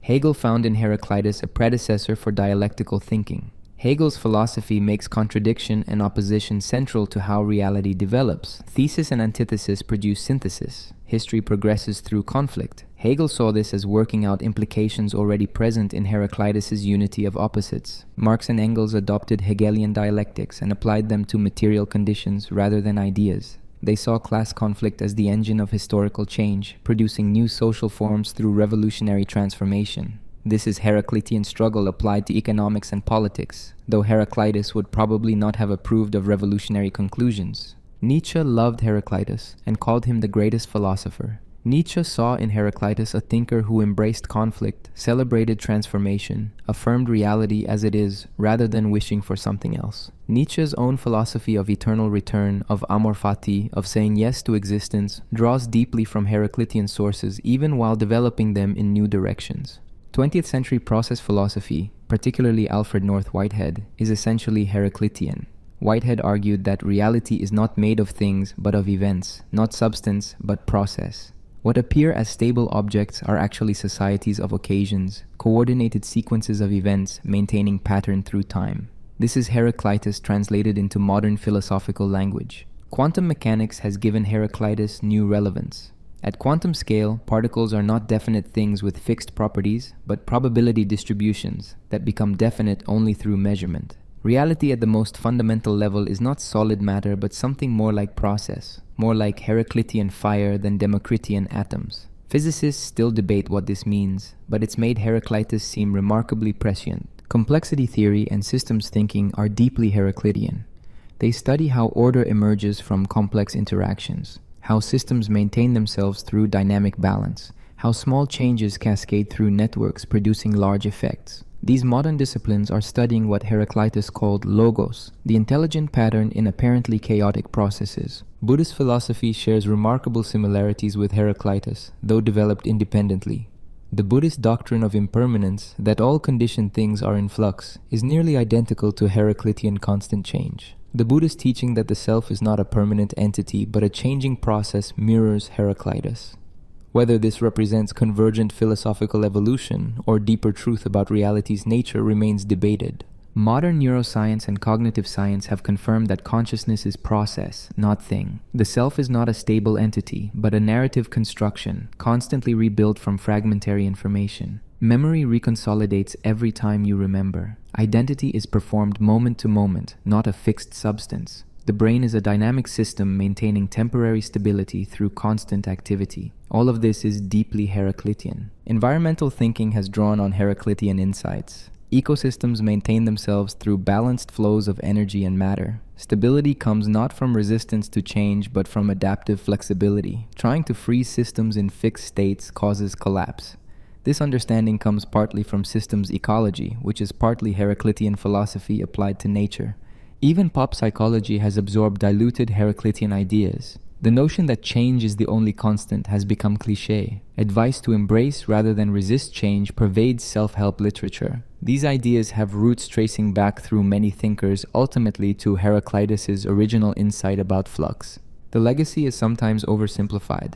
People say Heraclitus believed in change and Parmenides believed in permanence, as if these were equal options you could choose between. But Heraclitus wasn't just asserting personal preference for change. He was describing what he believed was reality's fundamental nature. Later philosophers tried to incorporate both change and permanence, recognizing that each thinker had grasped something important. What remains vital in Heraclitus is the challenge to static thinking, to treating the world as fixed and definite. He forces recognition that reality is more fluid, more dynamic, more interconnected than common sense suggests. He insists that opposites depend on each other, that conflict can be productive, that hidden patterns govern apparent chaos. 2.5 millennia after his death, Heraclitus still provokes. His fragments still puzzle. His vision still challenges conventional thinking. Philosophers still debate what he meant, still find new relevance in his cryptic statements, still recognize something profound that hasn't been fully absorbed into mainstream thought. He remains the philosopher of change in a civilization that still prefers permanence. The philosopher of unity through opposition in a culture that prefers simple dualities, the philosopher of hidden order in a society that trusts appearances. His relevance has not diminished because the problems he identified have not been solved. We still mistake flux for permanence, still fail to see the pattern, still live in private dreams rather than the common world. The question facing anyone who engages with Heraclitus is practical. What does it mean to live according to his philosophy? How do you apply his insights about flux, opposition, and logos to actual life in the modern world? First, you must accept impermanence completely. Nothing lasts. Everything you have will be lost. Everyone you love will die or leave or change until they are effectively a different person. Your body is aging toward failure. Your thoughts and feelings are temporary states that will pass. Your circumstances will shift regardless of your efforts to maintain them. This sounds depressing, but Heraclitus would say it's liberation. When you stop demanding permanence from an impermanent world, you stop suffering from impossible expectations. You can enjoy what's present without clinging to it. You can love people without trying to freeze them in place. You can act without demanding guaranteed results. Modern culture encourages the opposite. We're told to build security, to plan for the future, to accumulate resources against uncertainty. None of this is wrong, but it becomes pathological when you imagine you can achieve permanent stability. You can't. The effort to do so wastes energy that could be spent engaging with reality as it actually is. Second, you must embrace productive conflict. Your life will contain opposition, tension, difficulty. This isn't unfortunate, it's necessary. Growth comes from challenge. Strength develops through resistance. Understanding deepens through encountering what contradicts your current view. Most people avoid conflict when possible. They seek comfort, agreement, confirmation of existing beliefs. But Heraclitus would say this is choosing stagnation. Without opposition, you become weak, rigid, unable to adapt. Deliberately seeking out challenge, engaging with different perspectives, exposing yourself to difficulty. These practices align you with how reality actually works. This doesn't mean being contrarian for its own sake or enjoying cruelty. It means recognizing that easy agreement rarely leads anywhere valuable, that productive tension generates insight, that comfort is often intellectual and spiritual death. Third, you must develop self-knowledge. Heraclitus said that he searched himself, that self-investigation is the beginning of wisdom. Most people never examine their own minds carefully. They react to stimuli. They follow habits formed long ago. They mistake passing moods for permanent truths about themselves. Real self-knowledge means observing your patterns without immediately identifying with them. When anger arises, you notice anger arising rather than simply being angry. When fear appears, you recognize fear appearing rather than becoming fear. This creates space between you and your reactions, allows rational response rather than automatic behavior. Modern mindfulness practices often aim at something similar, though usually without Heraclitus's philosophical framework. The goal is not to achieve perfect calm, but to understand your own nature clearly, to recognize your character, to see the patterns that govern your behavior. Fourth, you must align yourself with logos. This means recognizing that reality follows rational principles independent of your preferences. You can't change fundamental patterns through wishful thinking. You can only understand them better and adjust your behavior accordingly. In practical terms, this means accepting reality as it is rather than how you wish it were. It means basing decisions on accurate understanding rather than hopeful fantasy. It means adapting your plans when circumstances change rather than insisting that circumstances should have been different. Most suffering comes from fighting reality, from insisting things should be other than they are.